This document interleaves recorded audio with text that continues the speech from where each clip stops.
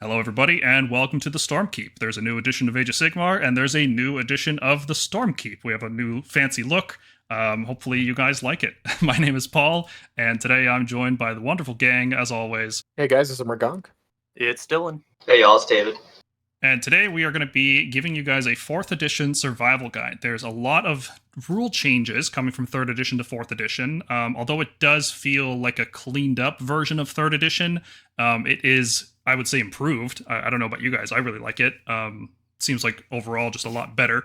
But it is basically 3rd edition, but cleaned up. You could even call it like 3.5. It's not like a radical rebuild compared to something like the transition from 2nd to 3rd. I think it's major enough, but I think yes. I think the main feature is they have actually paid attention to the small details and nuances of the rules that they write. I think for the average player, it's going to feel very, very similar. And then once you get into like high-level tournament play, because it's mainly the like techie things, the techie movement things that have changed, I think. But I think for the average player, it's going to feel very similar. I do think they're taking the right direction of making things more interactive. I'm really liking the shakeup. It does seem like they're focusing on interactivity even more, which is weird because they got rid of heroic actions and monstrous rampages, which were a huge source of interactivity, right? Like you would do things during your opponent's turn with these units. But we did talk about this all the time on the channel, that the implementation of those wasn't great, and it kind of just made certain units way too good and other units just really useless. Like, why would you bring this unit? And this seems like a better version of interactivity, although I don't know, maybe they went too far. We'll talk about some stuff later that I think may be too strong. Yeah. I just want to point out, this is a nitpick, but they did not get rid of monstrous rampages. Okay, fair. Rampages... Universal monstrous rampages are gone, yes. Yeah. Roar is dead, long live Krondus. Roar is dead, long live Roar. So what's in this episode? We are going to be doing an overview of changes in the core rules between 3rd edition and 4th edition. We're going to go through it, based on the phases of the game, starting with deployment, then hero phase, movement phase, shooting phase, combat. Then there used to be something after combat, right? I don't know. We'll get to it. I don't know.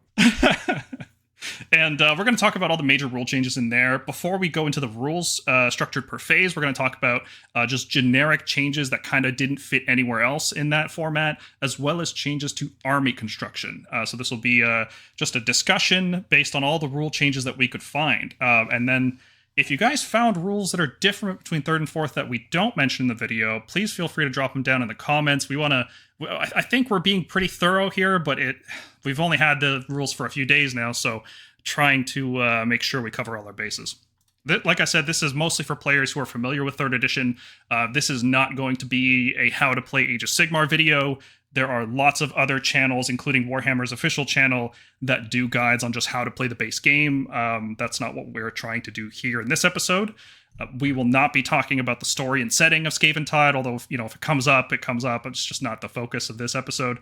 We're not going to talk about any army-specific rules. Like, we're not going to talk that in-depth about Stormcast or Seraphon or Nighthaunt. We're just going to talk about the core rules and how it affects everybody. We're also not going to talk about the seasonal rules that are in the General's Handbook, because we want this video to be, season agnostic. Like, you could watch this video in 2025 when there's a new General's Handbook, and this video should still serve as a good guide in case you're just jumping in from 3rd edition late into 4th. All of these topics and more will be covered in other videos that we're making in the future. So stay tuned to the Stormkeep for more great content. Before we start today's video, I'd like to give a shout out to the sponsor of our podcast, Layton Gaming. Formerly known as Kaiju Gaming Lounge, Layton Gaming is located in Orlando, Florida. They supply all the prizes for the Stormkeep painting contest, and they carry our brand of dice and 7-inch measuring sticks. They are rebuilding their website right now and will be back online soon. Thank you again to Layton Gaming for sponsoring our podcast, and on to the show. All right, where do we start with the big rule changes? I think the first big one is that everything is an ability now. Which sounds weird, right? But what does it actually mean that everything is an ability? Well, it means literally that. Every single thing you do in Age of Sigmar is an ability. Moving is an ability that a unit uses. Attacking, charging, every single thing that you do in this game has a little text box that is color-coded based on the phase you're supposed to use it in. Supposed to, not always, but you're supposed to. And it'll tell you when to do it, what to do, how to do it, who to do it against, and what happens. Like all of this stuff is clearly spelled out. The timing is, we're big sticklers for how the rules have little gray areas. That was a big thing on our channel in the last edition. I am very happy to say that is not a problem anymore with this new edition. And we are not affiliated with the GW in any way. Like if they make a bad product, we'll tell you guys. But I'm actually genuinely impressed that they did such a good job on these rules. There's no more timing on abilities for the most part. Like unless it's a reaction, you can just use it at any point during your phase. There's no more, here's my list of abilities I need to do at the start of the hero phase. I need to do this prayer and this ability and activate my furnace. And then it's the normal hero phase. And then I do all of these abilities. And then like there's no more of that. Everything just happens in whatever order you want it to happen. There's no more gotchas. There's no more, oh, do you mind if I do this? I forgot to do this at the start of my hero phase. None of that nonsense. It's all gone, and it's wonderful. It feels great. Yeah, it's kind of interesting because, like you said, like everything happens in the phase, and so they just decided to add another phase. They just added the start of turn phase now instead. So anything that would have happened like in this weird start of hero phase gray area pretty much got moved to the start of turn phase. So like functionally it's really not that different, but it has implications for like rules, like you said. Yeah, they added the start of turn. They also added the end of turn, which used to be called something else. But what's not included on this list here is start of the battle round, which is technically its own phase, right? Like there's things that'll happen at the start of the round that don't happen at the start of the player turn. So there should be one more up here, but it's hopefully there's like nothing significant at the start of the round, and that just basically doesn't get used. Yeah, I think if they were to add like another phase, like a start of battle round kind of phase, it could get confusing because it would only happen once per battle round instead of all the other phases that happen in yours and your opponent's turn. But yeah, and I guess this chart is turn phases, not round phases, so it works technically. You may be asking, well, if there's no timing on abilities, how do I know when to use my abilities in my opponent's turn? Like, if I want to rally, when do I do that during my opponent's turn? And the answer is really simple and really elegant.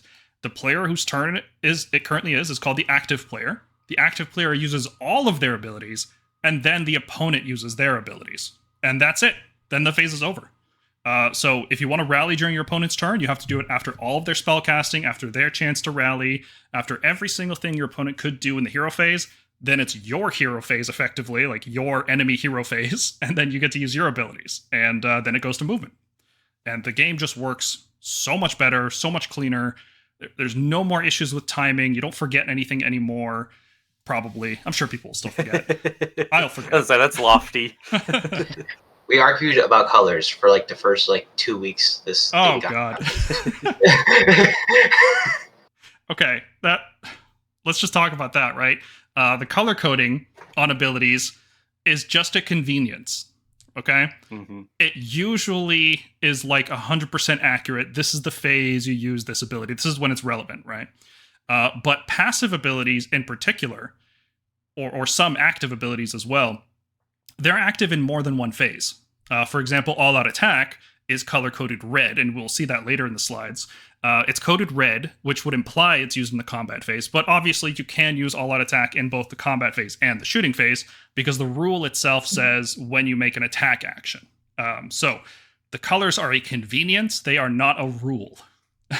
Just read the actual rule, that's what matters. The text matters, not the color of the text. And there was this whole argument about whether or not Andrasta could use her spear and get double damage in the shooting phase. And yes, she can. That is very clear now. 8 damage spear, baby. I cannot believe we were being gaslit about that for 2 solid days. For real. I still have that message pinned in the Warhammer News channel. Are we sure that we can use all-out attack in the shooting phase? Oh my god. Oh my god. Is confirmed. We can. You guys may have noticed looking at the abilities on this slide that they have keywords now, almost like they were units. But abilities will have keywords like the move keyword, run keyword, charge keyword. Some of them have the core keyword, which means you can only use that one core ability per phase. So each unit can use one move action. Each unit can charge once. Each unit can fight once. These are all core abilities. But there's also other keywords as well. Like you will see a rampage ability on the screen. There's specific interactions with rampage abilities. Passive abilities, like we were saying, are always active unless they state otherwise, right? If you have like a condition to activate a passive ability, then it's only active when that condition is active. And a big thing in this edition compared to previous ones is that ability effects don't stack unless stated otherwise. The rule for this specifically is that passive effects don't stack, but then there's another rule that says if there's like a persistent effect, it gets treated as a passive. And then there's all this nonsense about timing and the order of effects. We're not going to waste your time with that. I'm sure at some point somebody will break that stuff down. It's unnecessarily complicated, and hopefully it never actually matters.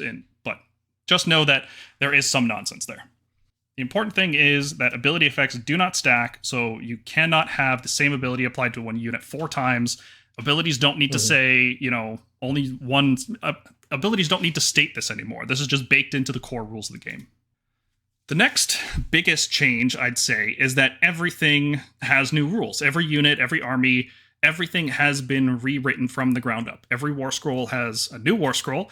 Every unit is also more, let's say, grounded in the Age of Sigmar setting. So you're not going to have things like squigs with 2 wounds apiece, even though they're half the size of a Liberator that has 2 wounds. Which I'm still annoyed about. Liberators should be 3 wounds, but that's a topic for another time. Or just, every episode from now on. You guys will notice they have this handy reference chart here where humans are hitting on 4s and 4s. Elves have +1 hit. Orcs have +1 to wound. Grots are -1 to wound because they're small and weak. Monsters are +2 to wound compared to that, and so on. So everything is, they lined up all the models and they said, well, what does it make sense for this model to hit on? What does it make sense for this model to wound on? And everything pretty much looks and feels about right. You can see Krondis' War Scroll on the right side here. Everything he does wounds on 2s in melee, which makes sense. He's a giant monster. But unlike most monsters, he's a lot more intelligent, and I'm guessing that's why he has a 3+ hit instead of a 2+, which is really, really good. If you give him all-out attack, everything he does is on 2s and 2s for the phase. That's really, really good. Very, very accurate. Yeah, I don't know. I'm still slightly divided on this. I like it in concept, right? But I feel like, I don't know, like one human should be more elite than other humans and stuff like that, which I'm sure we're going to see, right? Like you mentioned, we're already seeing it with Krondis, where he's a monster, but he's hitting on 3s and 2s. And so I'm curious how quickly this is going to be so case specific that it just almost doesn't matter anymore. But that we'll need to see, all the war scrolls for the edition and new stuff and everything before we can really make any definitive statements about it. But the idea is good. How do you mean? Let's talk about Krondis, right? So Krondis is a monster, and so according to the chart, he should be hitting on 4s and 2s. But Krondis is a special monster, and so he gets an exception for that, hitting on 3s and 2s, which I think is fair. But think of that for everything. Look at an elf, for example. If the base elf profile is 3s and 4s, there's naturally going to be special elves, some kind of elite elves. Let's call, I don't know, Blade Lords or something, that'll be on 3s and 3s. And so now, even though these Blade Lords are elves, they're not fitting into the category of elves anymore. That'll definitely happen. But from what we've seen so far, it seems like they have shown great restraint to make sure it doesn't happen very quickly. So we've seen orc brutes, which are the biggest orcs possible. There's nothing bigger than a brute, at least in terms of orcs, right? And they're still on 4s and 3s. We've seen human cavaliers, which are elite humans, the elite of the elite riding on horseback, right? These guys are the hammer unit in Cities of Sigmar. These are the humans that have been trained to as good as a human can fight, and they're on 4s and 4s. So they have shown tremendous restraint, and I don't think it's going to be as big of a problem. I can totally see that happening with the battle tomes, right? That'll definitely happen with the battle tomes, but with the indexes, it seems like they've stuck to this pretty much across the board. Yeah, to add to that, Dylan, I don't think Krondis gets to 3 and 2 because he's a special monster. I think he gets that because he's a Stormcast monster. I think we're getting the 3s and the 2s because of being Stormcast. Did they spoil Gordrak's? I want to say Gordrak's War Scroll on the Iron Jaws faction focus, right? Is that the I'm name not sure. I character's didn't name? see. Yeah, that's the name character for Iron yeah, Jaws. yeah, that's the name character. Yeah, if you look at his monster, not himself because he's elite. Obviously, he's like the leader. His Mhm. monster is still on 4s and 2s. Yeah, and also Okay. Rend 1, surprisingly. So that's Mhm. another thing. In addition to reducing hit and wound rolls, they've also pretty much reduced Rend across the board. A lot less things are hitting that Rend 2. Maybe against specific targets, you'll have one of these new weapon special abilities. How's that for a segue? Where you'll have this anti-X ability, which gives you bonus Rend. So, for example, Krondus has anti-infantry. So when he's fighting infantry, his Apex Mod goes up to Rend 3. Lots of units like this exist. I think the most famous ones are going to be Kroxigors get anti-infantry, so they go up to Rend a lot against infantry. But against non-infantry units, like if they're fighting a bunch of Dracoths, or they're fighting monsters, or they're fighting non-infantry heroes or something, suddenly their value drops off quite a bit. Now, the Rend reduction it's a kiss curse kind of thing. On one hand, there's less Rend in the game, but there's also a lot less save bonuses as well, right? Mystic Shield is just gone. It doesn't exist anymore. I guess if you're a narrative player, it does there, but in regular, it doesn't. Cover doesn't give +1 to save anymore. The only source of save bonuses for most units in the game is all-out defense. And we'll talk about commands later, but command points have a lot more cost associated with them. Using all-out defense is a big investment. So you're mostly just going to be hitting things with Rend 1 against things that have 4-up or 5-up saves. That's just going to be common. Yeah, the opportunity cost for different commands is going to be huge. It's going to be a big adjustment going into the edition, which I'm sure we'll talk about all the new commands that we're getting. Mm-hmm. Continuing on with weapon abilities, anti-X is interesting. There's they could pretty much create any kind of anti thing, right? Like they could make anti-fly, anti-charge, anti-hero, anti-regiment. Like a unit in a regiment could have that. Like there's no limit to what they could write in that box. Just their creativity. So it's an interesting one. And I think it's important to notice as well that, let's take Andrasta, for example. We've seen her new scroll. She's obviously anti-monster without actually being anti-monster, like without having the anti-monster keyword. Or if she does, that's not the important part. Because it's one of her abilities that gives her the double damage to monsters. And so they have even more granularity of how they want to do this. I think she does have anti-monster. She does. I was gonna well. say she might. Yeah. But the point stands. Yeah. What I find interesting is they didn't have this kind of ability for damage. It's just for Rend, right? There's a lot of units in the game that'll deal bonus damage against infantry or monsters or all sorts of things, and it's weird that they didn't codify that as a special rule. Yeah, probably just so they can have both, like Andrasta, where she gets the bonus damage and the bonus Rend. Because otherwise I could see it getting pretty crowded on the attacks. Yeah, but then you've seen the Stormfiend War Scroll. You know how much text goes there. Yeah, true. Well, it's also, I've seen some War Scrolls where it's switched, where it's like for some reason the Rend increase is not in the weapon ability. It's a passive ability, and I wonder what the significance of that is when I guess more indexes and rules come out. I think it has to do with how they wrote this ability, right? Like there's some units that don't get charged +1 damage, but they will get +1 damage against infantry. It could be a situation like that where just specifically the way anti-X is worded, they wanted a different kind of effect. Looking through the rest of these rules here, we've got Companion, which this is actually, I really like this one. I didn't think I would, but the more I think about it, the better this is for the game. This weapon is basically a mount weapon or a crew weapon, or like the people carrying Andrasta, like the little dangler bros that just hang out, right? These weapons don't get affected by any attack bonuses, unless it says otherwise, right? Like an ability specifically has to mention that it buffs it, or anything in the attack sequence, which means hit, wound, or rend. That's really, really good because buffed up cavalry was insanely efficient in third edition. It was really, really hard to balance it when every hit and wound bonus you gave them also affected their mount attacks, and they started scaling out of control. There is a caveat to this one. This specifically does, like, all-out attack specifically does work on companions. Any ability that works on companions has to say so. So, like, there's squig bonuses to attacks, even though squigs are companions. They get bonus attacks with effects that have buffed them. So, I think this is a really good change, and it'll prevent like really crazy combos from getting out of control. Do debuffs affect companions then?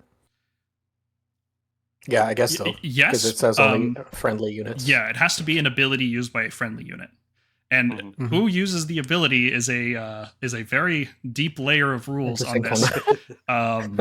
It's not something I wanted to talk about in this video because it's a little more advanced. But that is a serious thing. Yeah, who uses the ability really matters.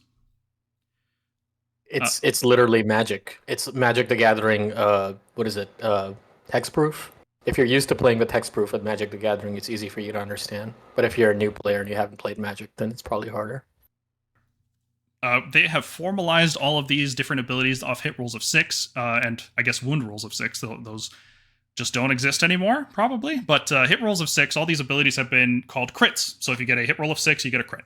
Crits on their own don't do anything, but if you have the crit 2 hit abilities, then you get 2 hits. If you have crit auto wound, then you don't have to make a wound roll, you just go straight to the save roll. And if you get crit mortal, then it does mortal damage equal to the damage characteristic.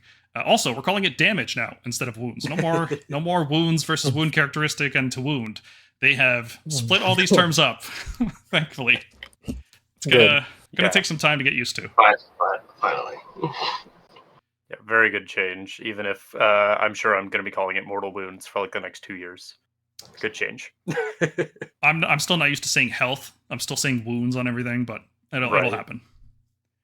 And the last ability is shoot in combat. That's because you can't shoot in combat anymore by default. If you have an enemy unit within 3 inches, which is combat range, you cannot use shooting attacks unless you have this ability on that weapon. So you can see Krondis, our special boy here, who's breaking every single rule we're talking about so far. He can shoot in combat, but it is worth noting you can only shoot at the things that are in combat with you. Yep, big change. Getting stuff to tie up shooting, if it's like a high volume shooting unit, is going to be way bigger of a deal. Because like if it's like Raptors or whatever, which I'm assuming will not have shoot in combat, because that'd be crazy. You can just tie them up with some random chaff unit, and then all of a sudden, like your Raptors are just kind of stuck. Yeah, until you translocate. But yeah. Well, yeah. Yeah, well, that they may translocate even better now. Just more needed. Better every edition.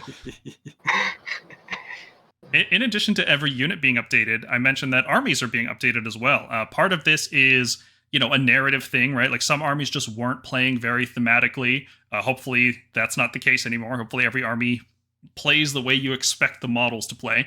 But there's also a lot of simplification. There's fewer bookkeeping abilities, like Tzeentch doesn't have to keep track of how many spells their opponent have cast. Slaanesh doesn't have to keep track of depravity points. Nurgle doesn't track contagion points.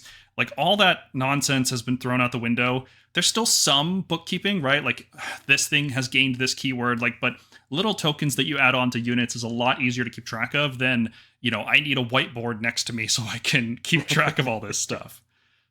Mm-hmm. Another big change for armies is that summoning revives units rather than creating new ones. So Starborn will not... I mean, Starborn doesn't exist anymore, but Seraphon will not be creating new units. They will just be reviving slain units. Similarly, Gnawholes will create revived units of Skaven.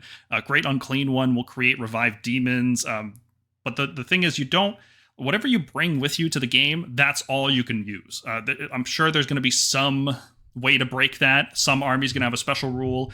Haven't seen it yet, but it could exist in the future. But for the time being, all summoning abilities just create a replacement unit instead of adding a new one. I think that's a great change. I think they're genuinely moving away from people having to carry around 3,000 points to play a 2,000 point game. It felt really cool to have a toolbox, right? Like with Seraphon, I would love it if Stormcast could summon a unit. Like if our Heaven Sent ability, instead of reviving a unit, could just let us add a unit. Like, it makes a toolbox army feel good. And it makes sense narratively for some armies to summon, right? Like the Chaos armies, Seraphon, it makes sense for them to add new models, but it's a balancing nightmare, right? And there's just no way you can make a strong faction and give them another 800 points over 5 rounds. There's just no way to balance that properly. Exactly. Like anything that you can summon can like just straight up add, not revive. Always has to have a weak war scroll because they have to account for you being able to summon that once or twice during a game. And I'm glad that that's not a design restriction for them anymore. Yeah, and it's not like the new summoning, the revival stuff. It's not like it's weak, right? Like we've seen a bunch of it already. Gnawholes every single turn can revive a unit that has been slain, which is like that's crazy, Wow. right? Yeah.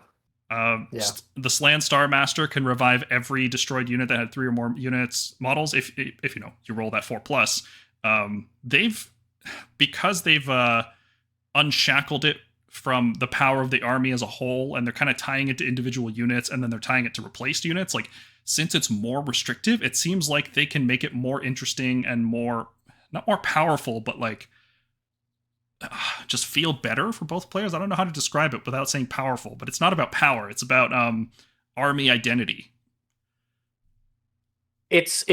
So the army still gets to keep their, I have earned favor, and my tool is I have this thing in my toolbox that lets me recur resources, whereas yours doesn't. If I meet certain conditions, I can recur those resources. It does that without it feeling too oppressive for the opposing player, where they instantly feel like they are fighting a 2,500 point army instead of a 2,000 point army. Like, I think that's where the feel bads comes from. Like, fighting Flesh Eater Courts before they got their 3rd edition book felt like that. Like, I would roll up to the table, I'm like, all right, well, I'm fighting 2,800 points, really. Mm-hmm. Well, Flesh Eaters are the least affected by this, right? They already work this way. Right. Flesh Eaters. But I'm saying, yeah, their 2nd edition book had, like, the Abhorrent Archregent and, like, a bunch of units summoning turn 1, right? And they would summon all these horrors and flayers and just swamp all the board edges. And suddenly you're not fighting a 2,000 point army, you're fighting a 2,800 point army. Mm-hmm. And the same can be said for easy summoning factions like Tzeentch. If Tzeentch gets turn 1 and you don't outdrop them and kill that Lord of Change or Kairos, you are automatically fighting a 2,400 point army because they will summon another Lord of Change turn 1. It's really interesting. Like, this change is, I don't know, like, I think all in all, this change is very good, right? For all the reasons that we said, the number one being that players don't have to bring an extra 1,000 points, and players don't have to play against an extra 1,000 points just in these armies for simply existing.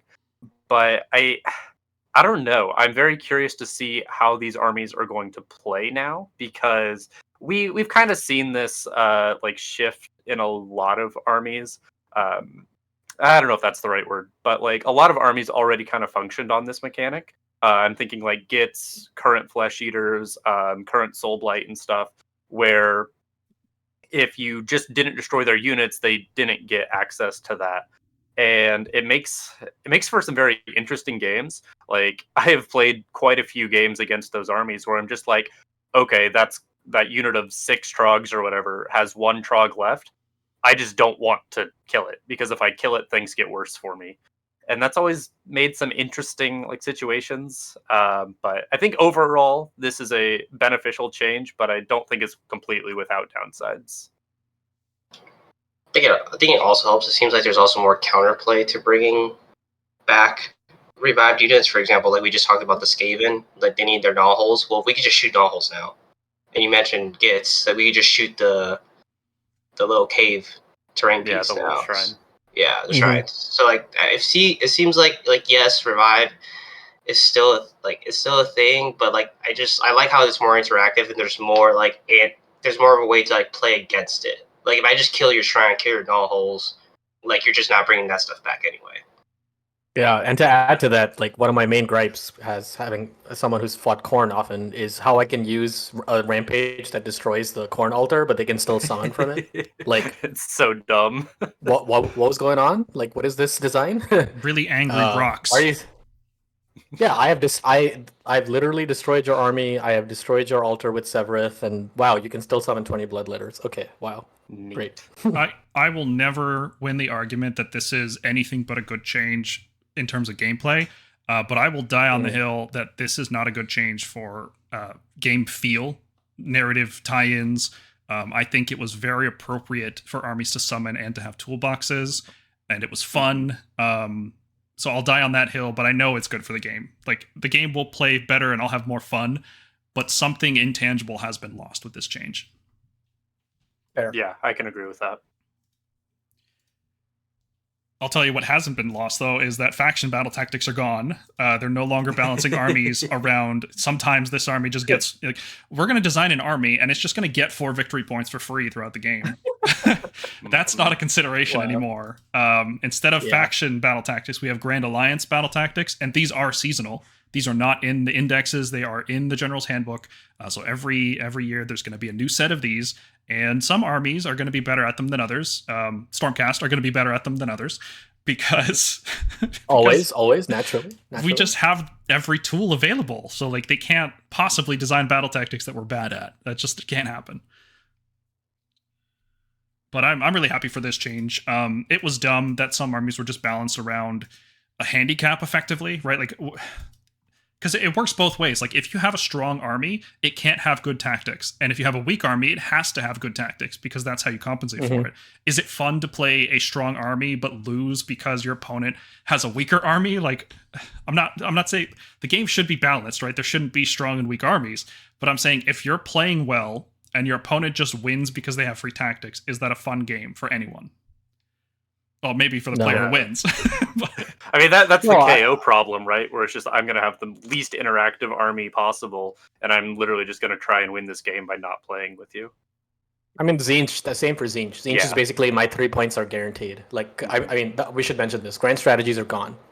Oh, that's a good segue. Like, yeah. We'll talk about that in a bit. But yeah, grand strats are gone. They're not coming back. Hopefully, not coming back. Which is actually... like you're not. Yeah, it's great. You're not rolling up to a table and be like, all right, you're guaranteed at least 7 points in this game, so I have to find a way to beat you. You know, past that.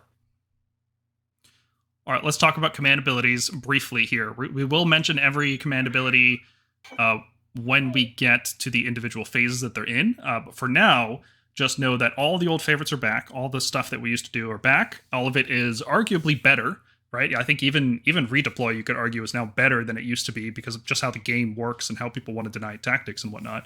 But then there's lots of powerful new command abilities, and you only get 4 command points per round, right? Like, there's very few ways to get any more than that. There might be abilities that let you use a command for free. These are extremely limited. There's no way to generate more command points, like with units, right? So this is a huge change. Didn't want to bury the lead by putting it, later in the video. But I do want to say in this section, command abilities being reworked is a big deal. Absolutely. On to some miscellaneous changes that didn't really fit anywhere else, but they are nonetheless really big changes in the game. Objectives are smaller, much smaller, actually less than half the size they used to be. They're now a 3-inch range around a 40 mil marker. So if you've played Warhammer 40k, this is the objective size they use in that game now. You fit a lot less stuff onto objectives. They are a lot further away from your territory. Units that used to move 5 inches used to be able to just, tiptoe the edge of an objective in the middle of the board. You can't do that anymore, right? Like, nope. It is a very different game when objectives are much smaller. You can body people off them a lot easier, right? You need to charge with multiple units now. One unit needs to wipe a unit on an objective, and then you need to be able to pile in on top of it. The whole game is different just with this one change.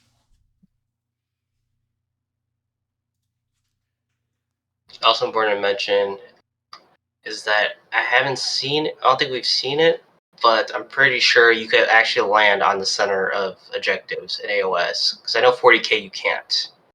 No, you can. 40k, it's weird. So it's like, it's one of those things where in the core book it says you can't land on top, but then the General's Handbook or whatever the equivalent of that in 40k is, the campaign, the Pariah Nexus mission cards or whatever they call them, you can actually do that. Like, objectives are not blocking off the center; they're just flat, discs essentially.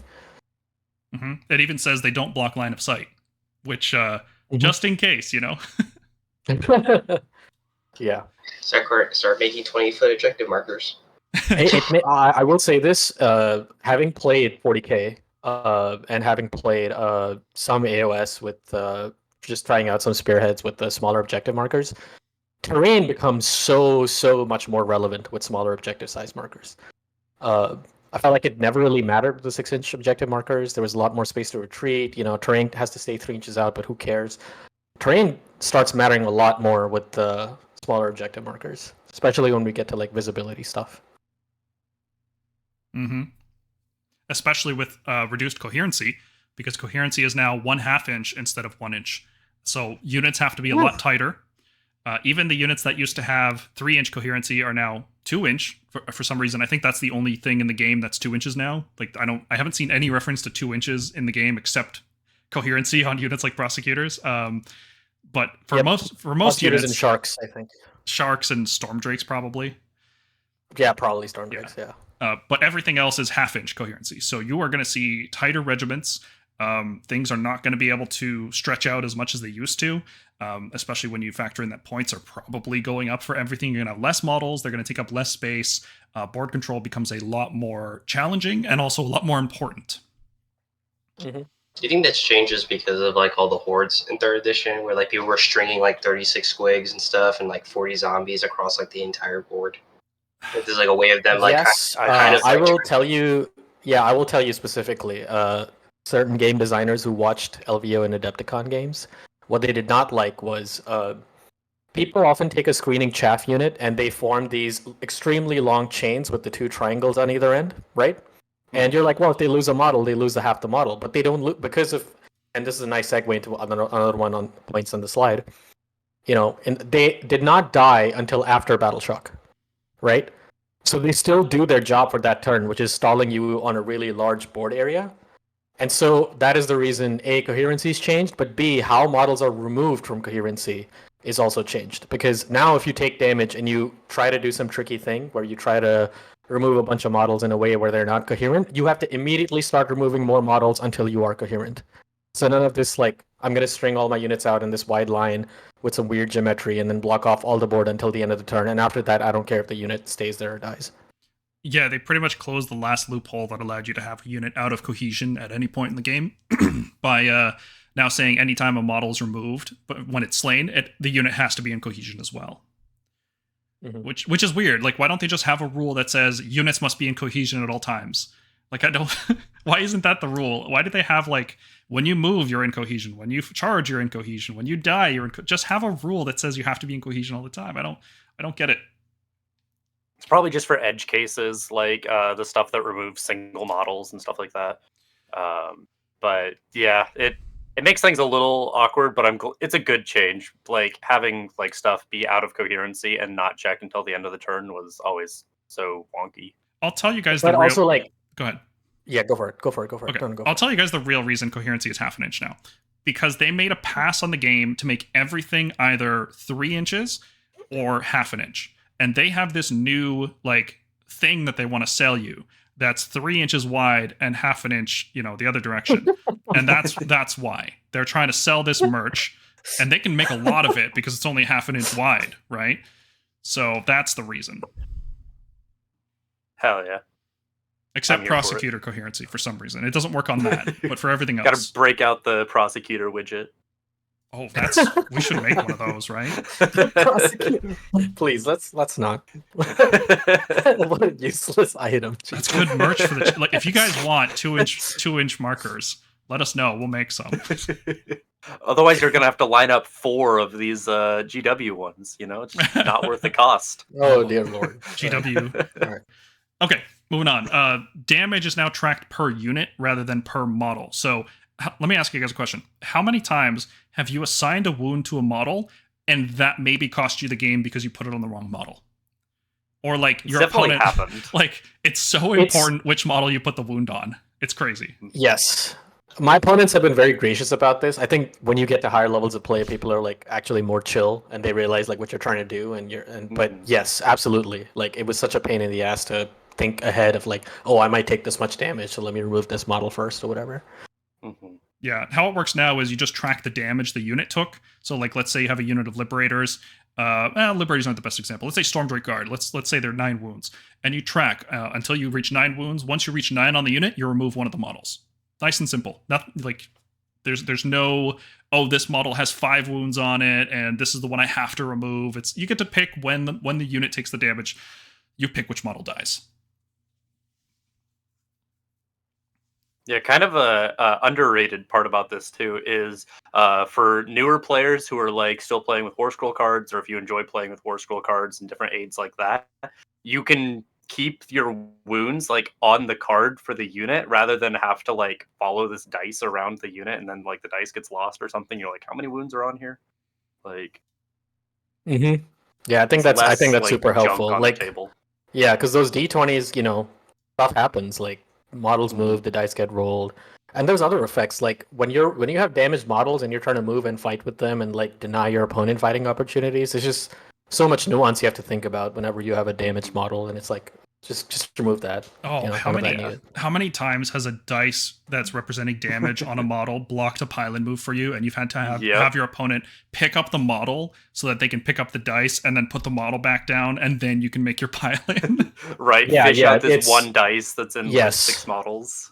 Yes, so many times. It's ridiculous. Yeah. Next big change is Battle Shock is gone. It's just gone. Woo! Hordes reign supreme.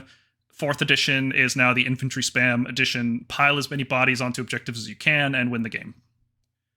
Maybe that's why we're seeing so many anti-infantry abilities. Yup. Because Battle Shock is gone. Yeah, they probably had like a couple passes in their playtesting, and the playtesters probably very quickly realized, I could just pile bodies onto objectives because they're smaller and you do less damage because everything is -1 to hit and wound and rend. So like, you just can't kill me fast enough, and I'll just win because you can't kill me fast enough because there's no Battle Shock. The thing that countered this strategy is gone. I definitely agree that hordes are going to be very strong. But I don't know if Battle Shock is necessarily the reason. Oh, it was terrible. It was such a bad mechanic. Yeah, like it never really mattered. It was like at best a CP tax against these kind of armies.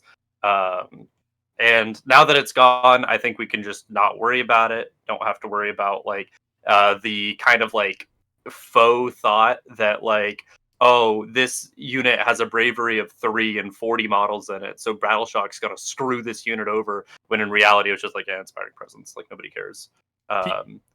People like refuse to learn how Battle Shock worked, even after playing the game for years. You would have to remind them, right? Like I know people around here, I'm not going to name them, who would always have to be like, oh, so what do I do? How many models? And then I take the D6 and I subtract that, and it's like, you just had to explain it every single time. It's so frustrating. Yeah, and I know, Paul, you are a fan of psychology. Something representing troop psychology. So it is a bit of a flavor gone from the game. Like, you're someone who appreciates like summoning as like a very cool and fun and thematic thing. I think troop psychology being gone is a bit of a hit. I feel like that should be in the game, but they just never got it right. And I think 40K tried it, but even there, it is just not impactful at all. It just doesn't do anything. Doesn't do enough. So I'm glad it's gone. Yeah, there should be something in a war game that represents psychology, right? Like you're a regular dude facing off against star demons and skeletons. Like your morale should matter, right? Like it should be a thing that distinguishes an elite unit from a regular unit is their training, their willpower. Bravery was a terrible mechanic, but I think the control stuff that they added to replace it kind of fits that role pretty well. I didn't think so at first, right? Like, oh, well, why does it matter, if I count as 2 models or I count as 5 or 10 or whatever? How does this represent willpower? Well, given how much stuff interacts with control, it really does feel like they've basically turned leadership into control. Like they've merged those two stats together. And I think it's pretty good. We'll talk about that more when we get to the end turn slide, because we go into debuffs and buffs on things like that. But I think it's a reasonable substitute. What do you guys think about control? I like it in theory. I haven't really been paying attention to the faction focuses too much, so keep that in mind. But I don't know. I'm curious, like how often like stuff is going to have a control score that's different from the norm. Like with the norm being heroes and like hyper elite troops being 2, monsters being 5, and just regular dudes being 1. Because from what I've seen, it hasn't really deviated that much, and any of the changes in control score have mostly been like unit abilities and haven't actually affected the control characteristic. So I'll expand on this. Control score in the games that I've played matters. It matters a lot. I'm glad they didn't go the way of control characteristic. One of the things that I do not like is when Games Workshop does what's called a multiplicative buff instead of additive. Mm-hmm. If they change control characteristic, that starts multiplying based on the number of models you have, Mm-hmm. right? So if you have an ability that's like add 1 to the control characteristic, okay, I'll reinforce this. It's 20 models. Now it counts as 40. That gets broken pretty fast. I think score is a great way to do it. I think it's more important than people think. Like right now, they're not giving it enough credit. It is actually one of their ways for them to be able to balance combat against army in that horde versus elite meta. Because if you are like, let's say you have like, I don't know, liberators on their home objective who count as 8, right, while they contest a home objective. Mm-hmm. If they fight like a clan rat unit and reduce that to 5, which is like what the average, I guess, thing is that's going to happen is going to kill about 5 or 6 of them. Previously, if you kill 5, you would still be contesting it. You would not own your own objective, right? They are trying to balance that by saying, okay, I've killed enough and now I can take over this objective because I have a buff to my control score. Same for stuff like Iron Guts. The Foot Ogres or whatever. That's how they're trying to balance it.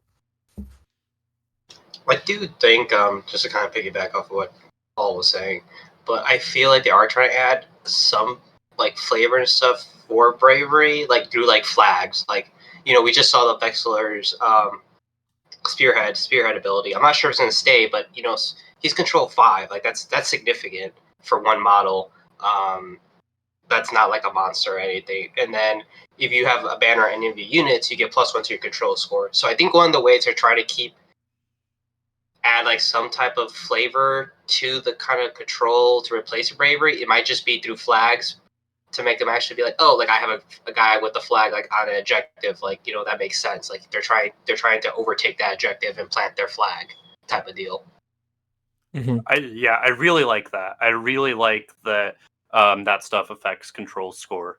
And I'm glad to hear, Magonk, that you feel like it is impactful, because like obviously I haven't played any games of 4th or anything yet, but I was worried that the control score just wouldn't matter. Like the 20 clan rats rush my liberators, I kill 5 of them. Yeah, there's still 15 or whatever. Like it just doesn't matter. Mm-hmm. Like, in my opinion, watch out for all these abilities that modify control scores. Like, Idrasta's Dazzling Radiance doesn't seem that cool, but there's a lot of tricks some armies can do with reducing control score, and that like make combats on smaller objectives really interesting. So just watch out for that. Yeah, the smaller objective, the reduced lethality, all of these things work to make control a really important part of the game, because you can pile way less models onto an objective, and because you tend to survive combats more often. People are slugging it out on top of objectives. Every single model, every bonus to control ends up mattering. Except, unless you're Stormcast, in which case you just kill everything, and then my control is, positive number, and your control is, oh, you don't have models. Okay, great. But most armies will just be slugging it out over objectives, especially like Slaves to Darkness. Oh, they are a grinder now. You are fighting over every square inch of that objective you're fighting for. So think of it this way, Dylan. If I give you 10 chosen, and I tell you to go fight on an objective, there is no way that via pure fighting, let's say the combat doesn't go anywhere. There is no way you can get all 10 chosen on there. You're only going to be able to get 5 or 6, maybe 4, 5, 6 chosen on there. And if that's the case, then you're not getting all 10 models worth of control score on that objective. But if you have an ability behind you that says add 1 to control score, add 2 to control score, that is what makes up for it. So it's important. Okay, yeah, that makes a lot of sense. I would be very concerned about control not mattering if there's significant power creep. Like, I hope they are... Like, it seems like they've had a pretty good balance with the indexes, but we know there's going to be power creep. It's inevitable. And I'm concerned that the game will just go into that, like, everything's disposable kind of mode that we were in at the end of 3rd again. That's my only criticism of control right now, is that it seems like there's nothing built in to prevent power creep from getting out of control. But let's not doom now. Let's not do doom. Like the edition isn't even out yet. Like Okay. let's just Well, okay. In our first video on the channel, we said this battle tome will not stand up to power creep. We called it, and we knew it. It's always in the back of my mind. But this is why we have indexes, right? So we know because we know like they'll probably change up some war scrolls, but we have an idea of what everyone's going to be doing. Like it's not going to be out of left field. Like, oh, we had a year of great meta, and now get some Cornif dropped, and the meta has just completely gone to hell. Yeah, they've thrown darts, they've hit the target more or less. They're not like throwing a bowling ball at it like they did with the Gitz battle tome. There's a new underdog mechanic, which is actually very significant. The player with the fewest victory points at the start of the round is the underdog. Being the underdog on its own just gets you +1 CP for the round, which that's already huge, right? Going from 4 to 5, we're talking about how big command points are. That's basically a free defense or a free all-out attack, which in 3rd edition, that doesn't sound good, but it is very good in 4th edition, because you are going to want to save a lot of your command points for really, really good commands. So getting that free all-out defense is huge. But battle plans also have twists for the underdog, and some of these are like ridiculous. Like some of them just do like D3 mortal wounds to all enemies on an objective. One of them lets you like typical stuff that you'd expect the player to do, like destroy an objective or re-roll the location of a primary objective on shifting objectives. Saying objective a lot. But underdog is pretty big. It keeps games close, which is good, right? But I'm worried that when games are very close with players that are very skilled, people may start to game the system. They may take the risk of going down a point and then shooting far enough ahead that they can't, they'll more than make up for the difference. I'm a little concerned that might happen, but 3rd edition games became so close that if you were down a point, you probably lost, right? Like it was really hard to overcome that. Like you have to make a 2-point swing at some point in the game. So I'm not dooming about this one yet. I think it's okay. What do you guys think about underdog? I am on the fence. And I tested this and a little bit, just to see what it'd be like in practice. And I think the +1 CP is okay. I think the twists are a little too powerful. Like before 3rd edition became all about battle tactics, there was a certain kind of army builder. They did not care about the general meta at hand. They built battle regiment armies so they could double turn you and crush you. Like that was like their whole goal. I still think people will do that, except they will tie the underdog into it. Like my whole plan is to be the underdog going into round 2 where I double you. I do not care about battle tactics in that round. My goal is to use the twist and the extra CP to just absolutely crush you in 2 turns back to back. Yeah, I think the double turn, like essentially forcing you to be the underdog, which I might as well mention it now. If you take the double turn, if you opt into the double turn, you don't get to score a battle tactic for that turn. And so you'll basically guarantee yourself to be the underdog if you take the double. And I think between the double turn, the underdog CP, and the twist, like you can definitely get some really strong like sling back mechanics, like where I'm down in points by 4 points or whatever because of the battle tactic, but I just killed 80% of your army and I'm ahead on CP and the battle plan now favors me. Yeah, like imagine you scoring, like your opponent scores, let's say 5 points turn 1. You score 4. You double them, you're the underdog as a Stormcast army. The twist is if you fight on an objective, you get +1 to hit. If you fight anything that's controlling an objective, you don't score a battle tactic that turn, so you're going to be underdog going into battle round 3, and you basically just use that buff to just have this insane offensive potential. And when turn 3 rolls around, if they might not choose to W, they might. Regardless, you will be the underdog. You will still have that buff up. And I could see that maybe becoming a problem. Like I feel like people might build specifically for that, and it will catch people off guard. I don't know. The bonuses you get from underdog are so different on battle plans. Like sometimes, like you said, it's +1 hit for units on an objective.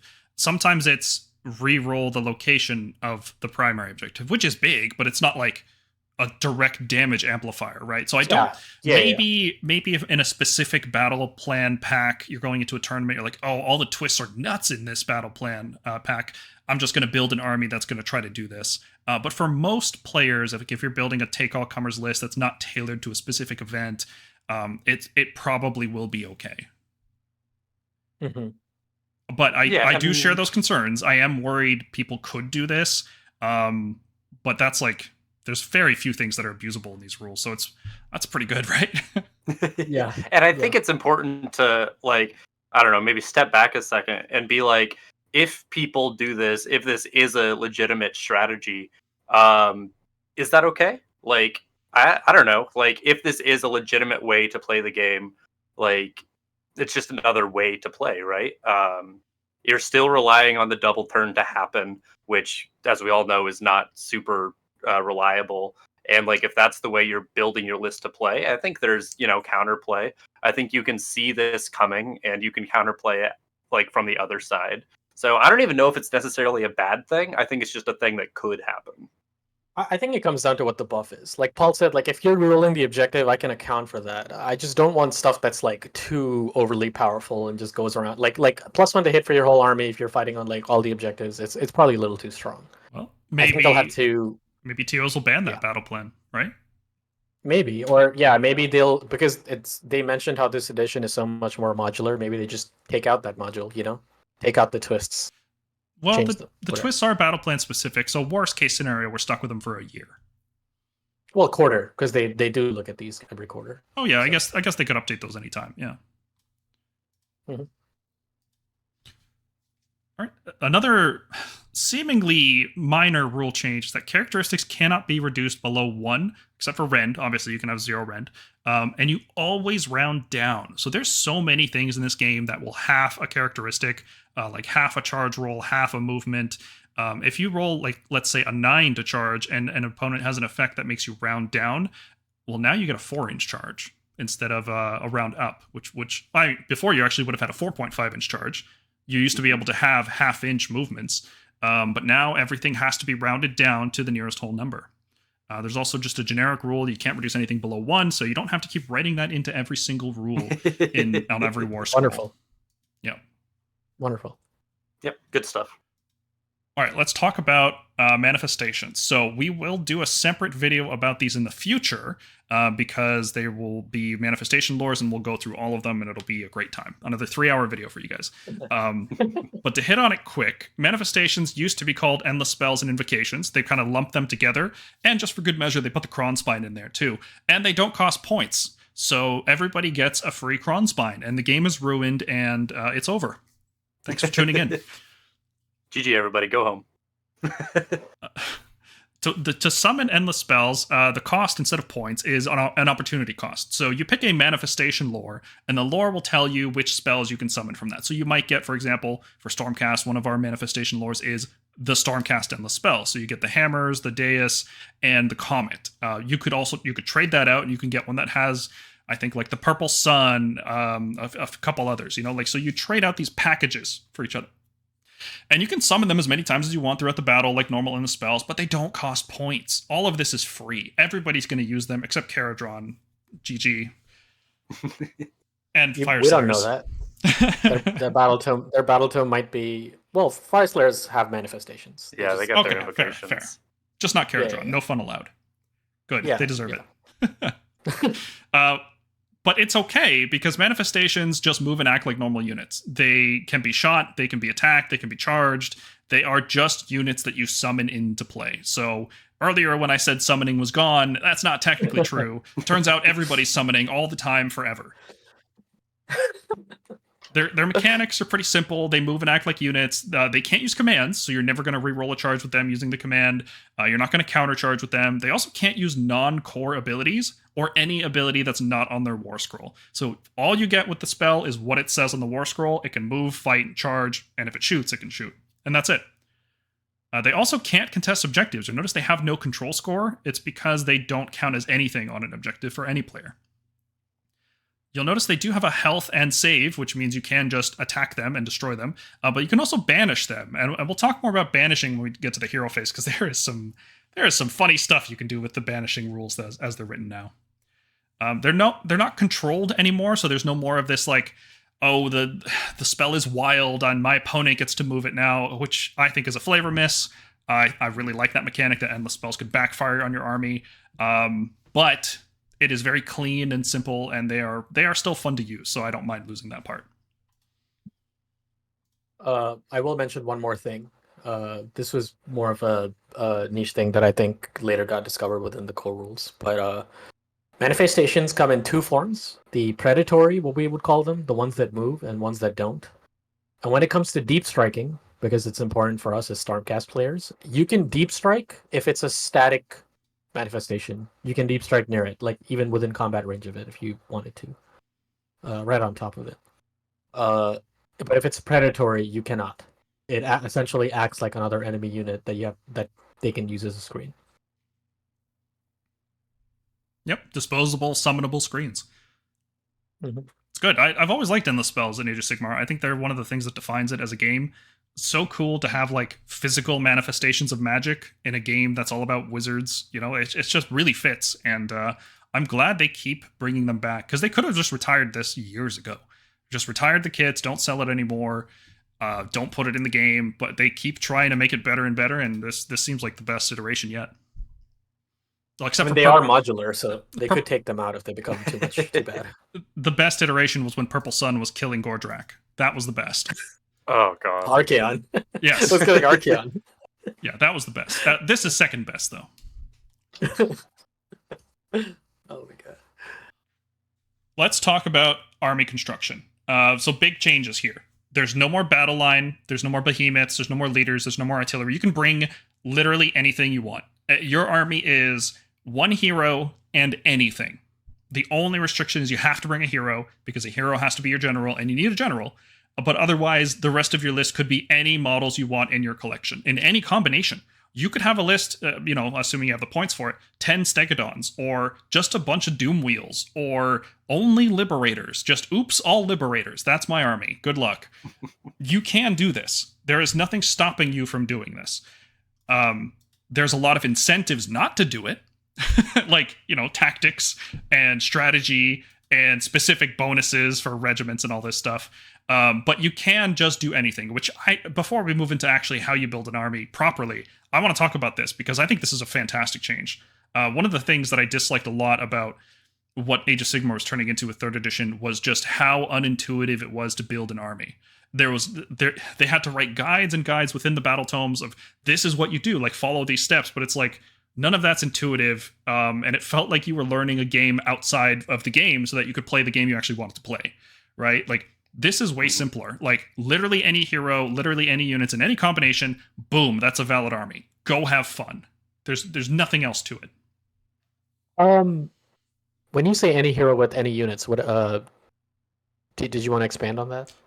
I will when I talk about regiments, but it's exactly what I mean. You can literally take any combination of any units in the game, and it's a legal list in Age of Sigmar 4th edition. Mm-hmm. 10 Carnosaurs. That's a list. Yeah, you can technically do pretty much whatever you want now, which is pretty cool. For the players who don't care about like their list being like as efficient as possible and just want to run like what they want to run, they can do that now. While before, you were forced to do certain things, like you could only have 4 behemoths and things like that. Now, like, you can do whatever you want. There'll be downsides to it, but you can do whatever you want, which is pretty sweet. I'm terrified by that because making everything in the game spammable has the potential to absolutely break the game, right? So the what they have to do, if you're going to design the game to be this friendly to beginners, and you should design the game this way, but what you have to do when paired with it is design the game in such a way that every unit feels useful when it's not spammed. Like, its best case is that it's not being spammed. Like, that's the optimal use for that unit. Because as soon as you have a unit that just gets, more useful the more of it you bring, the game is broken now. And that can happen very, very easily if you're not careful with every single unit in the game. I think they've gone for that on War Scrolls instead of regiment construction. I think army construction. I think they've legitimately tried to be like, yeah, you can gimmick this, you can take a lot of this, but you will have significant weaknesses that the opponents can exploit. Yeah, and the regiments are like going to punish spam. Like you only get 5 max regiments, and we don't really know like how auxiliary units are going to work and what auxiliary units are going to be in which army. But having auxiliary units is bad, like very, very bad. Like so much so that you probably build every competitive list to have 0. Okay, so let's talk about regiments then, because I feel like Yeah, you guys are not appreciating the beauty of this as much as I am. As somebody who just I started playing in first edition, and my list was literally anything I wanted in any combination, and it was so freeing. And just over the years, they have constantly added like restriction upon restriction to quote make the game better. You know, bullshit. No way. The game was the best when you could just bring 3 dragons and that was your list, you know? And people want to do that, right? There's always people asking in our server, hey, how do I make a list that has, you know, Stardrake, Krondys, Karazai? What does that list look like? People want to do stupid things like it, even if it's not good, right? People don't want to make good lists. People want to make trash that is fun and stupid. But let's talk about, I'm sure, what most people who tune into our channel care about, which is the competitive side of things. How do you optimize this? What does it look like? What does the game look like when you're building it correctly? You know, like how does the game incentivize me to not bring 10 Carnosaurs? And that's with this thing called regiments. So regiments replace battalions effectively, and they are much simpler than battalions. Battalions, you had to have certain units. There was like commanders and sub-commanders and monsters, which were units that didn't have the monster keyword, but they were behemoths that didn't have the hero keyword. None of that. That's all gone, right? Such a mess. Now it's just a hero and 3 units. Any hero, and not any 3 units, but 3 units. Each hero will tell you which units go into their regiment. So you might have something like a stone mage from Lumineth. He can bring all the stone dudes with him, right? Or maybe you'll have like a wind mage and they can bring the wind dudes with him. So right away you can see there's a narrative hook, which makes the game more narratively appropriate, which I like. You shouldn't have like a random hero leading something that they don't... It should make sense. The units following hero should make sense with the hero. So that's the first benefit to this in terms of narrative and thematic hooks. The other thing is a balancing thing, right? It's like, okay, well, how I was talking about, it's very dangerous to make a unit spammable. Well, what if a unit is good, but it has to be brought with a bad hero? Otherwise, it has to be brought as an auxiliary unit, right? So that's now a new balancing point where this hero tax, which is a thing we hated in 3rd edition, all of a sudden I flipped 180 on it. I like the hero tax now because everybody has to pay it, right? If you want to bring Garen Hammers, you have to bring an Imperatant. Cool. We were doing that already, you know? If you want to bring Vanguard Raptors, maybe you have to bring a Lord Aquilor, or you have to suffer the penalties of not using regiments, right? So I like that as a balancing point. Anyway, I'm getting off track here. So regiments. If it's a general, like if your hero is the general, you can bring 4 units instead. So nice and simple. You can have up to 5 of these regiments. You can have basically up to 16 units then in the non-hero slots, and that's your list. Any combination of that stuff, as long as the hero tells you it can go in there. Now, on top of that, you can just bring any unit you want, and it gets brought as an auxiliary unit.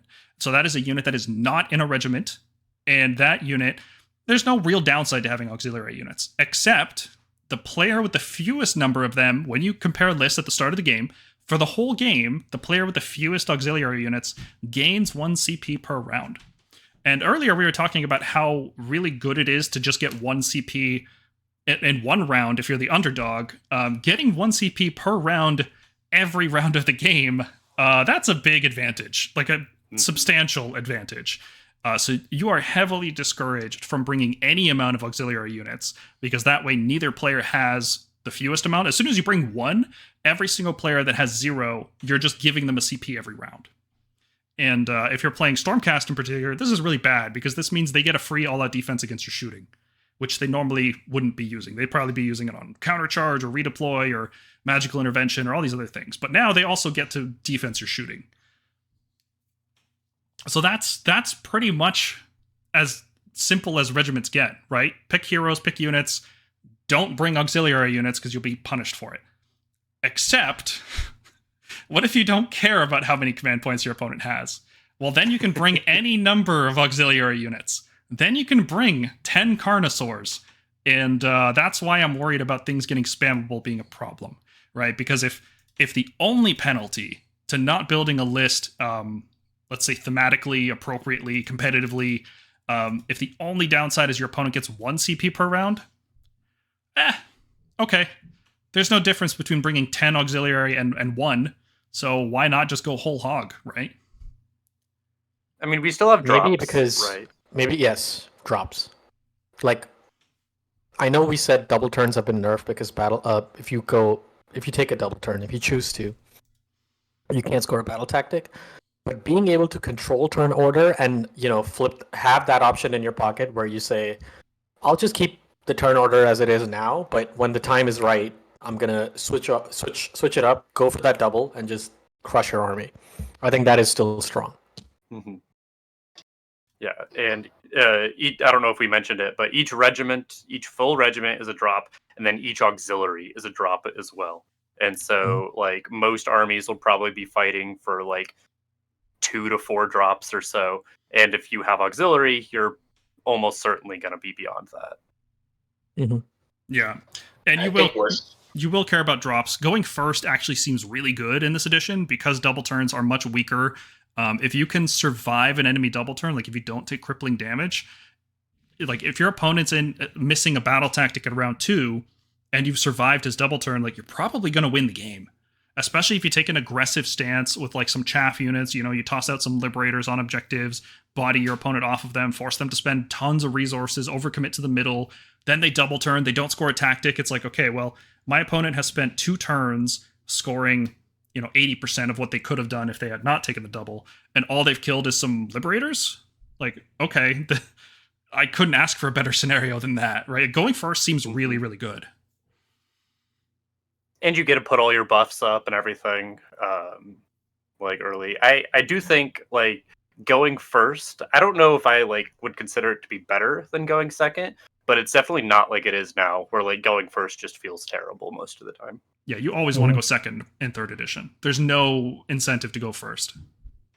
I guess to also add what you guys were saying before, like if you could piggyback, like I feel like it got really bad. That spam got so bad. Like there's just like, let's just say a random army got like a really crazy war scroll, and then there's like one guy who's like, I got like 9 of these in my basement. Right? Like they like I'm pretty sure the rule of 3 for 40k would come very quickly into the rule of 3 for AOS. Like I don't see that sticking around for years on end.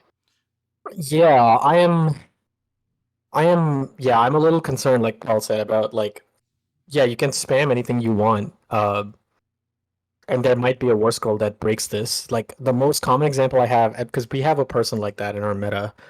This person ran 30 Thunderers. They pick a war scroll and they just see what they can do with it. They took the 9 Annihilator unit list to LVO.